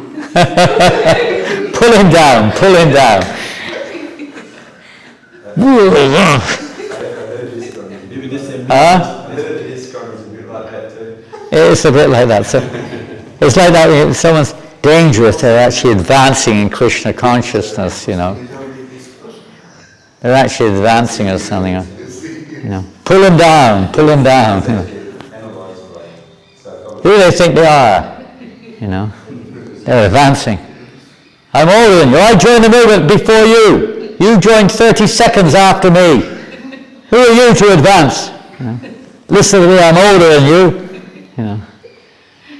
Complex. Sometimes it's like that. I guess it's improved, by the way. It used to be quite a bit like that, more than now anyway. Nowadays there is some hope that some of us will advance, a little bit beyond ground level at least. And it's a little bit appreciated. And that's what's required to advance. You have to be with those who are more advanced. So it's hoped that devotees are advancing more than just basics. But that, what is, the goal of our life is Krishna Prema, as you mentioned, love of God. But what is love of God? Is it the ritualistic? Has Lord Chaitanya come to teach ritualistic worship? Oh God Almighty, we worship you. We give you our everything. You give us our bread and we do sing and we do, the bells do ring, ding, ding. Is that what Lord Chaitanya came to teach? Is that the love of God he came to bring? God is almighty. He stood there with a thunderbolt crash. And if you don't repent, you will go to hell. Repent or burn. Is that what Lord Chaitanya came to give? Some devotees keep classes like that. Pardon? Huh? What's that? Some devotee give classes like I know they do. I know quite well that sounds good. I'm probably one of them. You didn't want to say that. You didn't want. He was actually indicating me. But you didn't want to say it. Yeah, repent or burn. If you don't surrender, you're going to rot in hell for eternity. For 50 million years, if you offend a Brahmana like me, you're going to be eaten again and again by the worms of hell and have your guts ripped out by dogs. Squash, put through an oil crushing machine forevermore. What's to eat stew? And an ocean of stew, urine, blood, pus, semen and everything, bones, hairs, drowning that ocean for eternity because you didn't follow Ekadashi Vrata. You ate a grain on Ekadashi. The only atonement for this is to fast for 50 million years and surrender to me. Sometimes it's a little bit threatening like that. But did Lord Chaitanya come to teach, to give that? A reverential, fearful devotion of some kind? Did he come to just help us to meditate on the impersonal Brahman? Did he come, yeah, it's inclusive, but did he really come to teach us to follow regulated principles? It's inclusive, but did he really teach much about that? Did he speak much about the regulated principles? Maybe something somewhere. Don't commit sins. Maybe something is there. But did he teach much about, deity worship? Not much, I don't think so. I mean, he worshipped deities wherever he went. He even had his own family deity. But he didn't emphasize it much, did he? What did he come to teach? To cry and shed tears for Lord. Cry in this lolium. In the mood of separation for the Lord. Yeah, that was his, personally, that was the main reason of his appearance, to taste the love of Radha, a mood of separation from the Lord, of his pure devotees. He didn't come to... Externally, he's doing things, but even there he didn't really... I mean, something is there. I suppose if you look carefully through his disciples, he did, through Sanatana and Rupa, they extensively teach the path. But he himself was like almost, you could say, primarily just relishing the nectar of following that path. And he wanted all of his devotees to enter into that. Prabhupada himself said, purpose of this movement is to enter into the rasa dance, to enter into the pastimes, not just know about them, or continually just follow the process which may lead to that level. It doesn't happen just by following a mechanical process. It happens by descent of divine mercy, which usually descends when we, let's say, associate with and develop that mood of the pure devotees of the Lord, their actual desire, understanding their inner desire. Certainly Srila Prabhupada wanted us to advance. And what can we say? All the scriptures, Vaishnava, Gaudiya Vaishnava scriptures at least, teach the progression of devotional service. It doesn't stop at 16 rounds or 64 rounds or 4 regulated principles or back to front learning all the verses from the Bhagavatam and being able to analyze them from a relative point of view. It's meant to bring us to that point of actually developing lolium, greed for pure devotional service. And pure devotion, of course, there's the 2 leaves, you can do the leaf with 2 sides on it.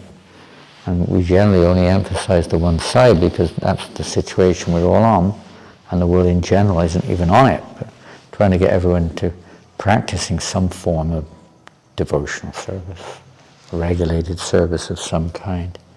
But the goal behind that is not just regulated devotional service, it's to develop a spontaneity, a spontaneous greed for the love of God. And that's most of the nectar devotion, which is our Bible. First, maybe, but the first 18 or so chapters deal with practicing devotional service. Basically, although they do, the last 2 chapters deal with Bhava Bhakti and Prema Bhakti, which is the fruit, you could say, the result. That also is not available without mercy. It's not actually an immediate result. And the previous 17 or whatever it is chapters deal with practicing, and 3 of those are practicing Raganuga Bhakti, not Vaidhi Bhakti. Maybe 14, 12, 13, 14 chapters dealing with Vaidhi Bhakti. The rest of the book doesn't deal with even Raganuga, it's dealing with Bhava Bhakti and Prema Bhakti, ecstatic symptoms of pure devotion. And that's ultimately, you could say, at a certain stage it may not be completely ripe, but you expect some fruits to appear on the branches. They may not be completely ripe, but they're becoming ripened. Bhava Bhakti is like that, the fruits are there. You're very ecstatic, but maybe you're not quite there yet. But yeah, that's what we aspire for. We haven't got it. Mother Sachi is showing the eagerness to attain that. In this way, Sachi Devi spoke. Her heart melting, the Lord gazed at his mother and said, "Mother, by the mercy of the Vaishnavas, You will attain that ecstatic love. Please know this for certain. What I say is the truth. Hearing these words, Shachi became very joyful at heart. That moment she attained ecstatic love and devotion. The hairs on her limbs stood erect. Her body trembled. Endless flooding rivers of tears flowed from her eyes. With a joyous heart she called out, Krishna, Krishna. In this way, Lochan Das describes the first time Lord Gaura manifested ecstatic love. In this way, the Lord was overcome with ecstatic love. Hare Krishna.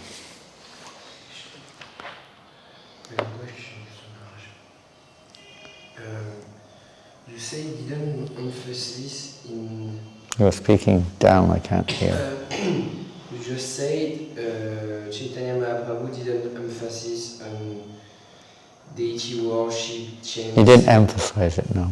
Chants around, follow four regulative principles, but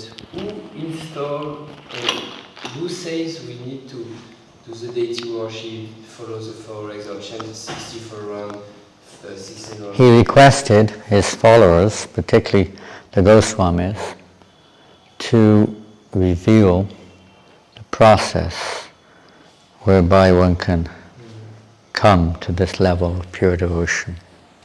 Lord Chaitanya in his direct presence was able to elevate people, it seems, directly to that platform of ecstasy without having to go through preliminaries. Wherever he went in South India, after he took sannyas and left Puri, after a few months in Puri, he left for South India. Quite a lot of description is there in the Chaitanya Charitamrita of the effect of Lord Chaitanya's presence. You would go to a village and everyone would be like a magnet, everyone would come in ecstatic, they would become ecstatic there and then. In the presence of the Lord, their lives would change completely in that association. And we don't get into analyzing why. We understand that obviously they were not, they were fortunate and they were probably not ordinary living entities, probably from a previous lifetime or something. But whatever the reason is, in Lord Chaitanya's presence they became completely ecstatic to the extent they went back to their villages and they did the same thing. They carried that same Shakti, so to speak, and they enlightened everyone else in their village. Like that. They were immediately, just look at the elephants and tigers and deers. We just sang the song, Pashu Pakichari Pashana Vidareshuni Jara Gunagata. That how Lord Chaitanya delivered all the animals and living entities, non-human living entities in the forest of Jharkhand. He was able to do that. We cannot do that. The people in general, so he wanted the Goswamis, particularly Sanatana Rupa, to compile literatures for the general mass of people, to give them this chance to progress towards that level of ecstatic love. So their deity worship is a very important aspect, and regulated devotional practices and refraining from certain unfavorable activities and keeping good association and avoiding bad association. All these things are emphasized. Different limbs of devotional service which need to be adopted and in our lives and so on. Goes to great length to especially in the Chaitanya Charitamrita, and also Lord Chaitanya Mahaprabhu, you could say, did not put too much emphasis on Sambandha Gyan. Sambandha Gyan is the basic truth of, he did when he was talking to Rupa and Sanatan, or to someone like Prakashananda, or those who were on that kind of, what you say, platform of logic or philosophy and so on. The people in general, he didn't do too much of that. He was just absorbing them, because he came to taste Krishna Prema through congregational chanting. Through congregational chanting. And in his presence, that was sufficient. We see now, the persons may come, even devotees, we engage in congregational chanting, but then we go and out of that situation. If you stay in that situation 24 hours a day for a whole life, then, definitely you can't do that unless you're developing you're surrendering to the holy name. But most people aren't. Maybe for a few moments we're getting some momentary opportunity, mixed may it be, with material conditioning, but we're getting something.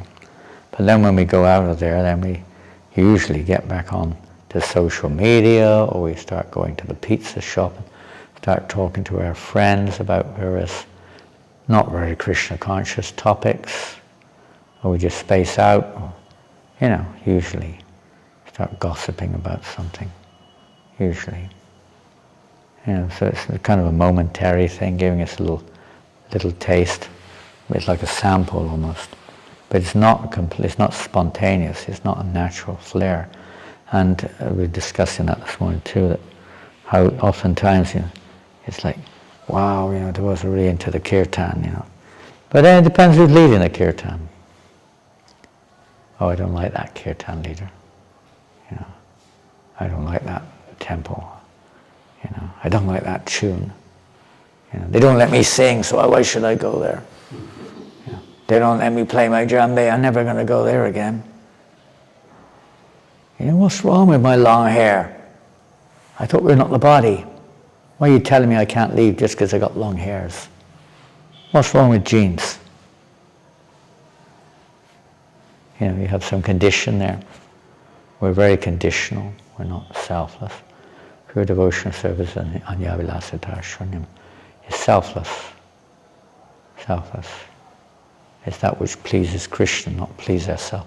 Mostly our decisions are made on what we feel like, how I feel. I like, I don't like, mostly. But that's not pure devotion. That's preliminary neophyte devotion. So again, some Sambandha Gyan, they teach the basic principles, the truths of the Absolute. It helps to strengthen one's convictions about why one's practicing these regulated principles. And so on. Because that's there to control our senses and to help daily worship particularly, to help us focus on what Krishna wants instead of what I want. Because we're always thinking what I want. So we offer Krishna what he wants, not what we want. There's a mixture in the beginning, because especially for family members. But in the temple it should be like that at least. Nowadays it's a little bit more broader, I suppose. And when we joined it, the very idea of offering cakes or bread to the deity was out of the question. Biscuits, cakes, bread, these are all karmi food. We call them karmi food. Ice cream is karmi food. Pizza, my God. Chow mein, no way. Noodles, You'd be kicked out of the kitchen if you were caught preparing that. I'm not saying you should kick anyone out of the kitchen. No. There won't be anyone left. Or speak of tofu or something. No, we hadn't even thought of that. We had this idea that only what Prabhupada taught us could be offered to the deity. Well, you can rest assured that was offerable to the deity because Prabhupada taught us. But it doesn't mean it was limited to there, but you get the idea that the idea was, we were thinking, that's what Krishna likes. Now, whether he likes pizza or not, I don't know. But I don't know, so therefore we won't offer it. Unless it's confirmed, You know what I mean? You just offer what we knew Krishna liked, as best we could. Yeah. You may not have liked it, but you offered it anyway. The dal was spicy. I would like spicy dal, not as spicy as Fijian spice. Your father and grandfather, they liked their chilies. I remember going into the kitchen in the temple there in Hamilton one day, and I asked if there's any vegetables. He said, look in the fridge. I opened the fridge door. At least half the fridge was filled up with different varieties of chili. A few vegetables on top, which smelt like chili also. There's an overwhelming smell. Half the fridge. Incredible number of chilies.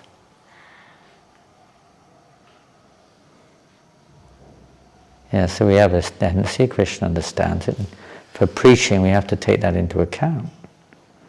But for pure devotional service, it's, not required, put it like that. It may be required for preaching, but not for pure devotional service. We try to find out what Krishna likes. That's called love, even in the material sense. You find out what the object of your love likes, not what you like. If the wife says, I really do not like potatoes, I'm not going to cook them. And the husband said, but they're my favorite food. I don't care. I don't like them. I'm not going to cook them. You can cook them yourself, but I'm not going to cook them. It won't make a very good relationship between husband and wife. Even if you don't like them, you'll still cook them to your best capacity for your husband. Isn't it? Should be anyway. You cook what they like, what the children need or like, what your husband likes, not what you like. He may also do that, of course, but primarily you cook what the husband and children need and like. That's how it should be. So the same thing in devotional service. Because we're so much on what I like, therefore Vaidhi Sadhana Bhakti is absolutely required. It trains us to control our senses and not just act according to our own sense gratificatory desires. To understand things a little bit beyond that with some Sambandha Gyan, and to practically apply that knowledge in Vaidhi Bhakti, so that we slowly get free of this self-centered idea. I know in Australia it's a special concession given for Australia. As you mentioned the other day, we only have ghee, sour cream, Paneer, and sugar, and like sweets, cheese, everything, you know. Prabhu, give me some, that's the Irish. Say it in Australian, give me the sabji, bring the sabji. Don't give me the plate, just the paneer, bring the sabji, quick. Just the paneer, please, just the paneer. It's a bit like that here. We're on the paragraph, and every day there was curd sabji. Really? Every day. Well, there's international parties, so they know what they need to do. Huh? No, this is a very nice prasad. Every day 3 sabji. Very tasty. Before moving here, I was going to the brahmachari. I went to the brahmachari kitchen, wasn't it? Cabbage sabji, spicy potato sabji, and rice and spicy, and dal, which was just drink it like this. There was hardly any dal. It was just liquid, you know. Huh? It's only pure liquid, not that. The dal was like that too on the Parikramya. They seem to like their dal here more like a liquid rather than a solid feature. Yeah, they also had them. Prasadam was very nice on that. Huh? Prasadam was first class on that. Yeah, well, I guess they have to. You've got to have something like that to keep everyone going. I mean, it should be first class. And nice, the breakfast, like a variety, they do something a bit different every day. Yeah, they're very expert. They've been doing it for many decades now, so they're really getting it down. In the beginning, it was pretty simple. Prasad was very simple. A couple of trucks piping hot just on time. Huh? They get it out there wherever it is, right on time, piping hot. Piping hot, yeah. Well, I know very well because the room I was staying in, right behind my room, they were putting it all in the trucks because they were cooking it there. And from 4 in the morning till 11 o'clock, they were just banging and crashing all the time. It's huge. Yeah, big pots, wider than that, about as wide as that table there. 10 men, I saw them, I watched them put them in the trucks. Some of them have got 10 handles on them. Yeah, they got so many handles, and they put their neck scarves and tie it around, and 3 of them up on the pulling it, and 7 or 8 of them pushing it, trying to get onto the trucks. And they put these big wooden things on top, plugs. They're really noisy, I must say. But that needs to be done, and it's a wonderful service. Whatever it is, if it enlivens people to progress in spiritual life or attracts people to Krishna consciousness, it should be done. Prabhupada started something a little revolutionary.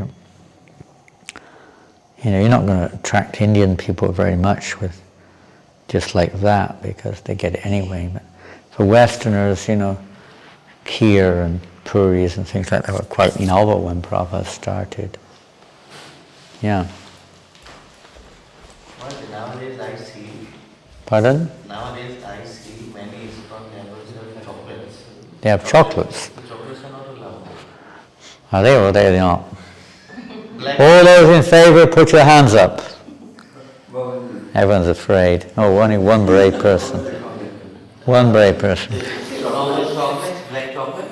He lives in Navsari. Navsari is Bhakti Vikash Maharaj's disciples running a nice temple there in Navsari. there's chocolate there. No chocolate? No chocolate. Not allowed. Maybe sometime at home we can have white chocolate. White chocolate. White chocolate, but not because. Not the black if you don't- chocolate. If it's Now, tea is not allowed. we better go quickly, Shamananda. The chocolate, you just bought a whole big boxes of chocolates, so we better go quickly and get something else before we get in trouble here. No, I haven't eaten chocolate for 55 years. I have, I tell a lie, because knowingly I haven't eaten it, but sometimes you go to some program and they give cake or something, or biscuit or something, and there's little chocolate bits in there. Somehow or another it's become a common thing. Again, when I joined them, there was no question of chocolate.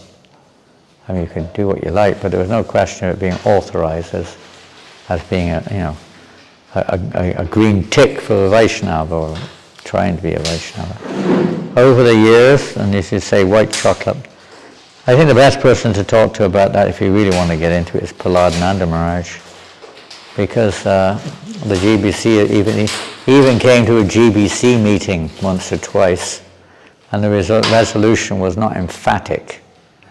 It wasn't emphatic. It said you can't offer it to the deities, but it's... And Prabhupada said that about one or two things, believe it or not. We've got at least 3 letters about mushrooms, and Prabhupada said there's nothing wrong with mushrooms, but we can't offer them to the deity. So you can take them, but they're not very good. But he said there's nothing really wrong with them, just they grow in dirty places. That's the reason. They don't always grow in dirty places. Now you're going to start eating mushrooms, aren't you? You love mushrooms. Yeah. I haven't taken mushrooms either, as far as I know, in the last 55 years, and I won't, if Krishna, unless you ask me to. But you don't need it.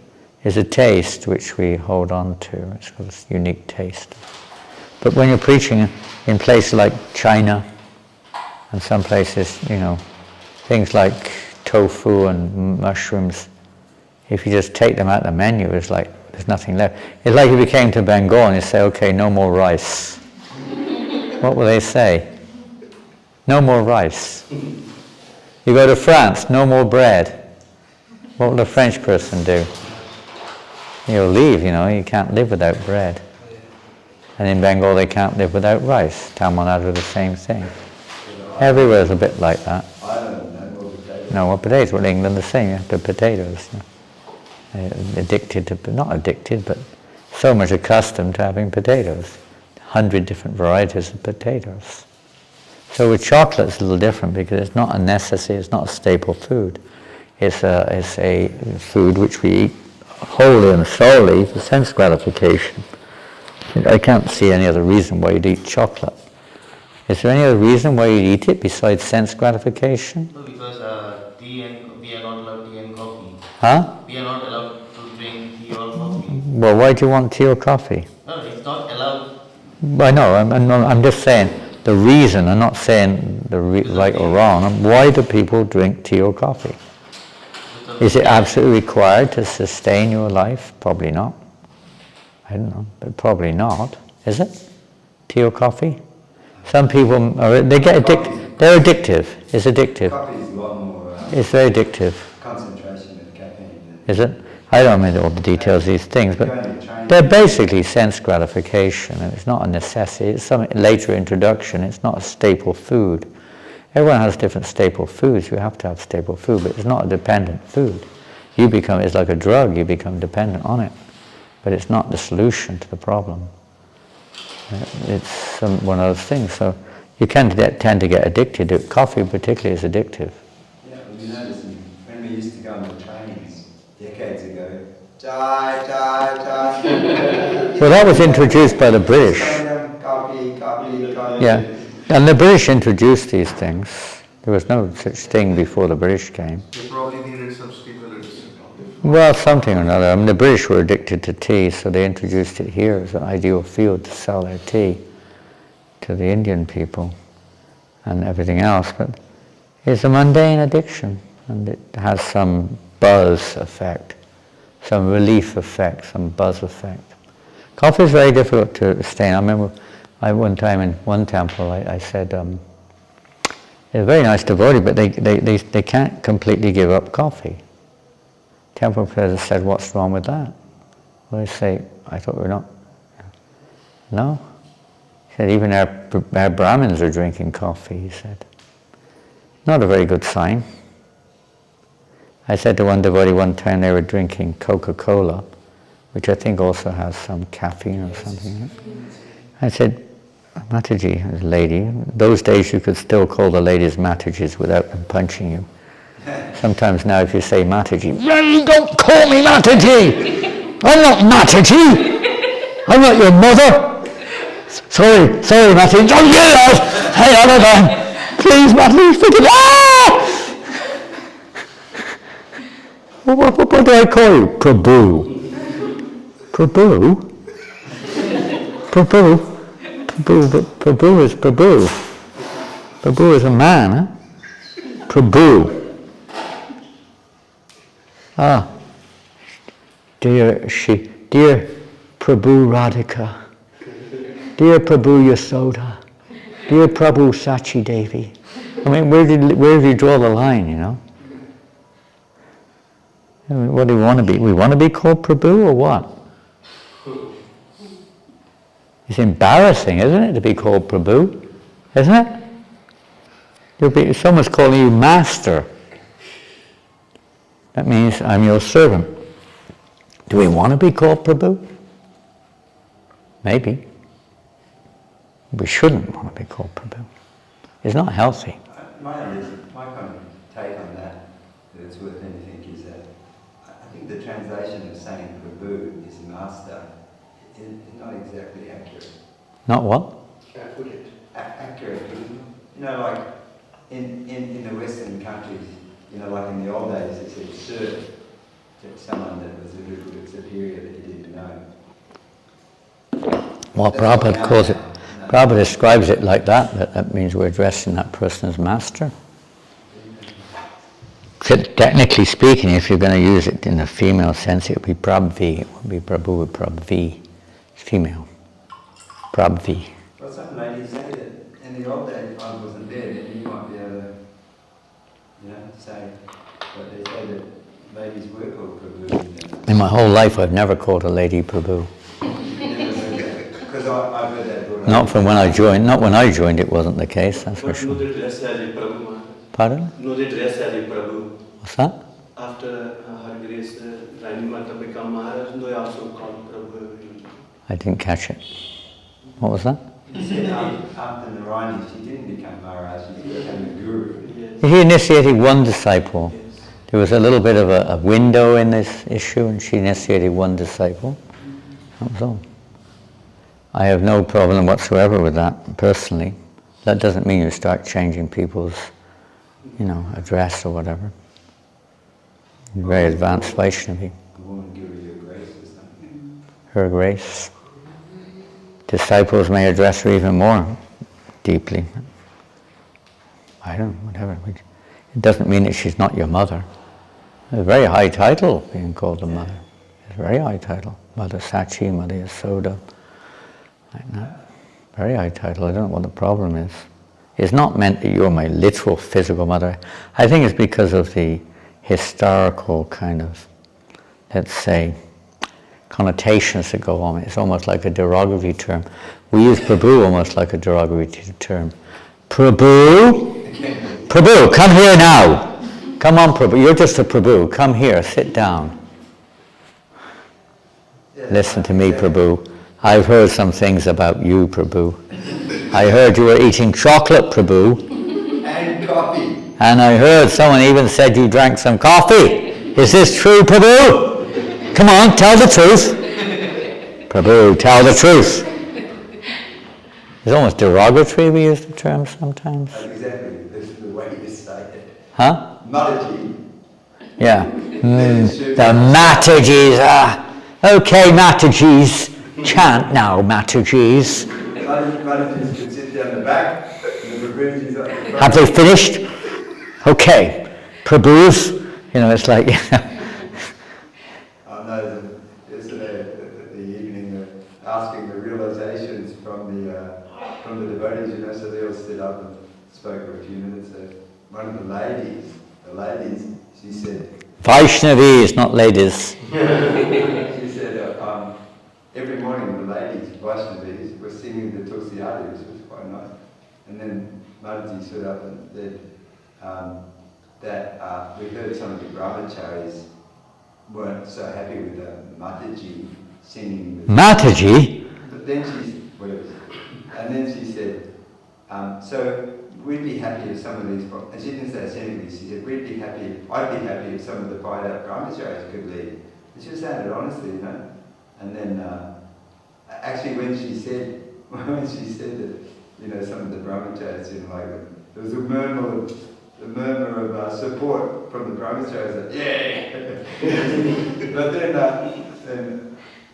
back the Vijnana Sringa Maharaj adjudicated, so he thought for a moment and he said, well, no, I have to give the ladies a chance, the Vaishnavis a chance. Give them a chance, at least. There's a chance for them.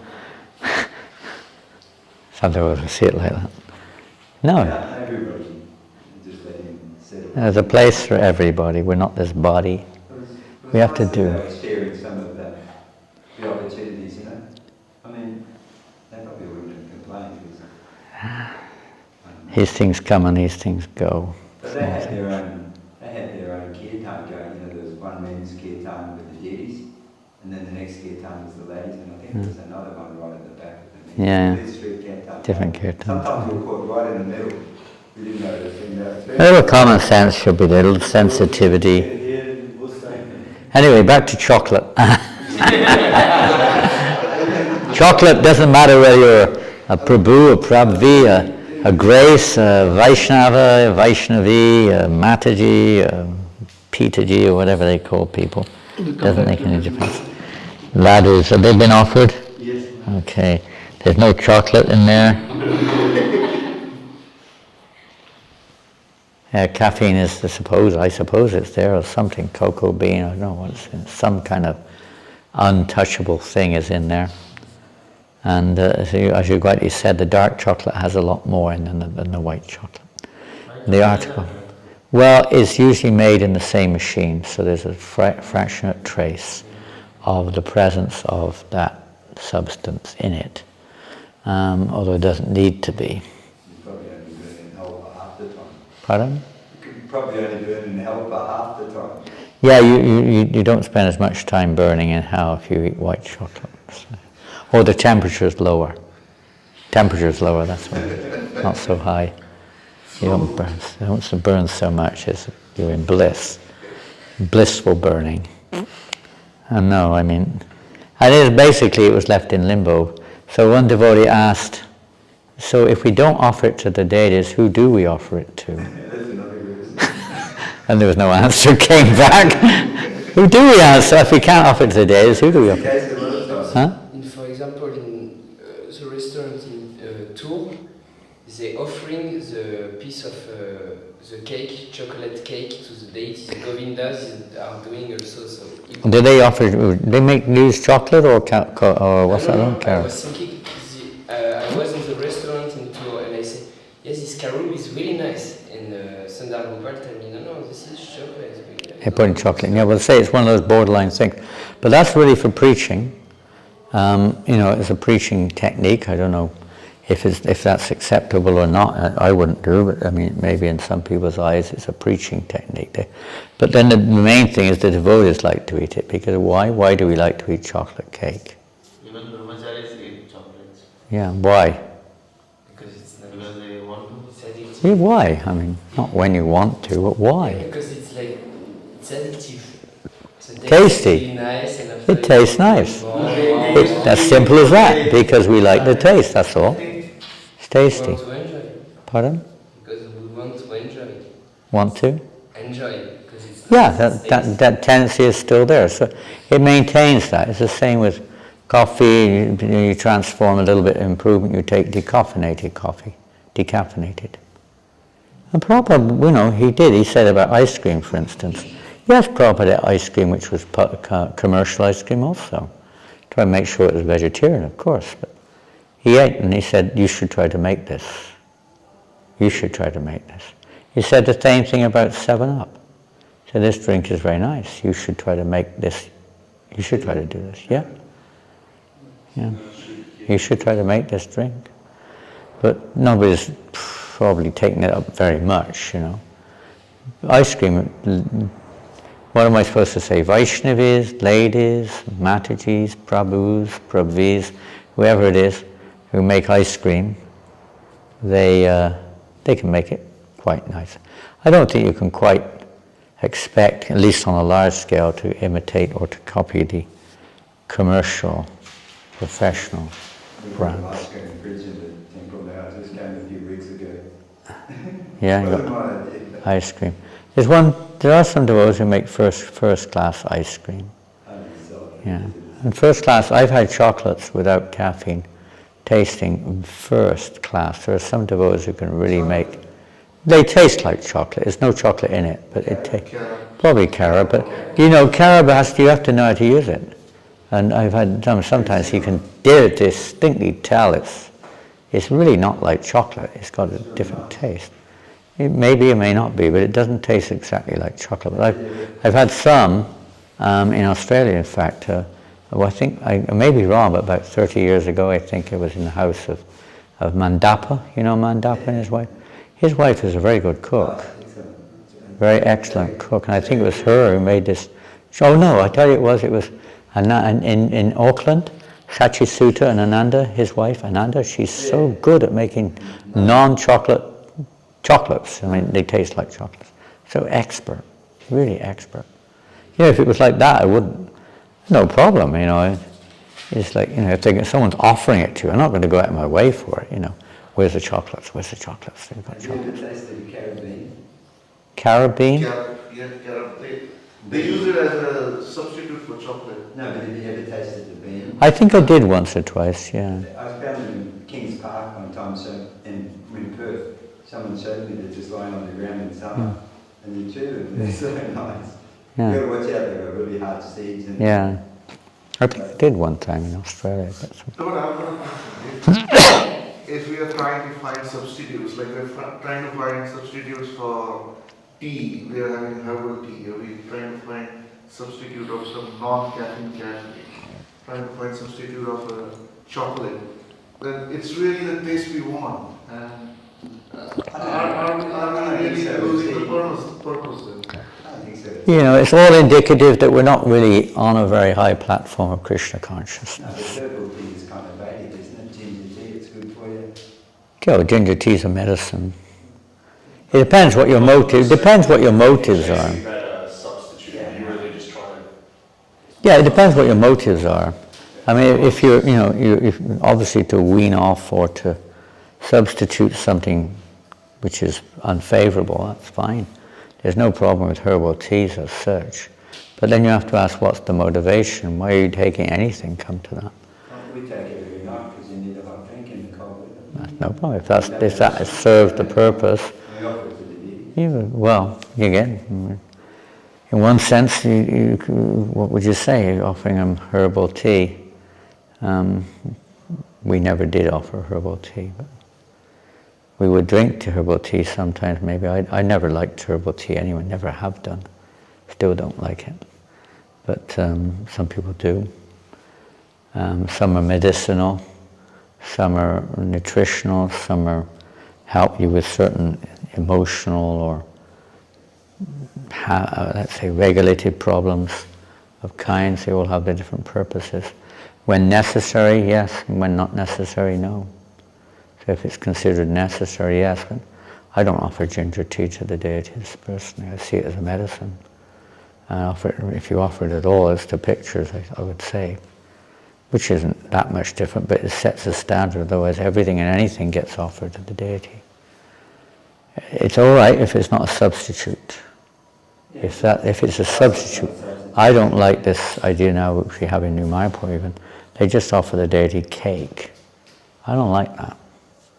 I think we should offer the deities the standard. And if you want to offer cake, it should be added to the standard, and not just instead of the standard. Many places like that where they don't have enough devotees, and there's not enough devotees to make 6 offerings a day, so they make it simple. Make it simple. I mean, I'm sure. What's that? Cakes? Chocolate cakes. Chocolate cakes. Chocolate cakes and decaffeinated coffee. Just to help us to become free of our attraction to the material taste. The main thing is to develop that which is favorable to Krishna, that's all, or whatever it takes. At different levels, different people are at different stages. And what is a rule for one is not necessarily a rule for another. You can't give this, even in Vedic society, in Varnashram, what was the rule for a Kshatriya was not the same as a rule for a Brahmin. They had their different rules. Kshatriyas had licenses for doing things that Brahmins would never do. Intoxicants, meat eating sometimes, sex indulgence beyond the norms, gambling. There was some, and it wasn't like every day, but there's areas where those things were accommodated. Or to speak of the Shudras, most people are definitely undeclared Shudra mentality and following a Shudra lifestyle. So for such persons to be a vegetarian itself is quite a big step forward. Very big step forward. And to stop drinking liquor, even if they're still drinking coffee, it's not as bad as liquor. You're just trying to help people to move forward. So if devotees are on that level, what are you going to do? You tell them, no, what they're going to do? They're going to do it anyway. But those who are leaders, those who are practicing Brahminical life, shouldn't really be, thinking like this. They shouldn't really be thinking that. They should be thinking the opposite. Not for the people in general, but for their own cultivation. What is favorable for my own advancement in Krishna consciousness? They should be thinking that, more so. And for certain, Prabhupada made that clear. Prabhupada himself really liked prasadam. He relished prasadam. We hear a lot about his not eating, but it wasn't, much of the time Prabhupada was eating nicely, prasadam, most of the time. Proper, regulated, very regulated, but very well cooked and very tasty. You have to have a taste. You can't, you can if you're advanced enough, or you're one of these tyagis or something. You can live on plain khichdi every day, or rice, sun-baked rice or something, but most people can't do that, and don't need to do that either. Don't go back to Godhead like that. So the spiritual master, what the spiritual master likes is the key. It was like that during the 70s anyway. I don't know, I never heard of anyone eating chocolate, but maybe they did. In the 70s. I never heard of anyone taking decaf coffee or decaf tea, or cakes came in. I don't know when cakes came in. I think cakes came in. Commercially made chocolates? I think the cakes came in when restaurants started, I think. I don't know when. A lot of time, I think a lot of things with the restaurant. Through the restaurant, a lot of things came in to the public, there are restaurants in ISKCON that serve coffee. There are restaurants, I don't say they're ISKCON, but they're considered ISKCON, that serve plain, straightforward coffee in the restaurant. Although that's not a general standard, but I know some ISKCON, they may not be under the institution legally, but devotees of ISKCON who serve coffee in their restaurants. What can you say? At their own risk. And if it helps people to come in and take prasad, they'll justify it, otherwise people won't come. Some places coffee is like the main thing. People like cafe, that's where the word cafe comes from, it's coffee. Place where you come and get coffee. A cafe. caffeine, cafe, coffee. It's a lot So less they come there. Huh? It's a lot less calmness. A lot of the people where we live now, Indian and Nepalese, but mostly Nepalese are coming. Big majority of them work in a restaurant, cooks in a restaurant, and there's no vegetarian restaurants around, so they're cooking all sorts of things. And then if someone comes in and they're working in a cafe, just making coffee, there's a big calming difference. Yeah, there's one of those challenges. If you can avoid it, avoid it. That's all. And we can't talk against, whatever decision. Everyone has their own individual impressions. Sure, they give an example of Prabhupada when he was in Geneva. The devotees brought him chocolate, because Switzerland is famous for chocolate. Very famous, Nestle chocolate, I think. I don't know, one of these big chocolate companies. And they brought Prabhupada white chocolate, and they also gave him black chocolate. Prabhupada was probably not informed about any of these things at that point of time.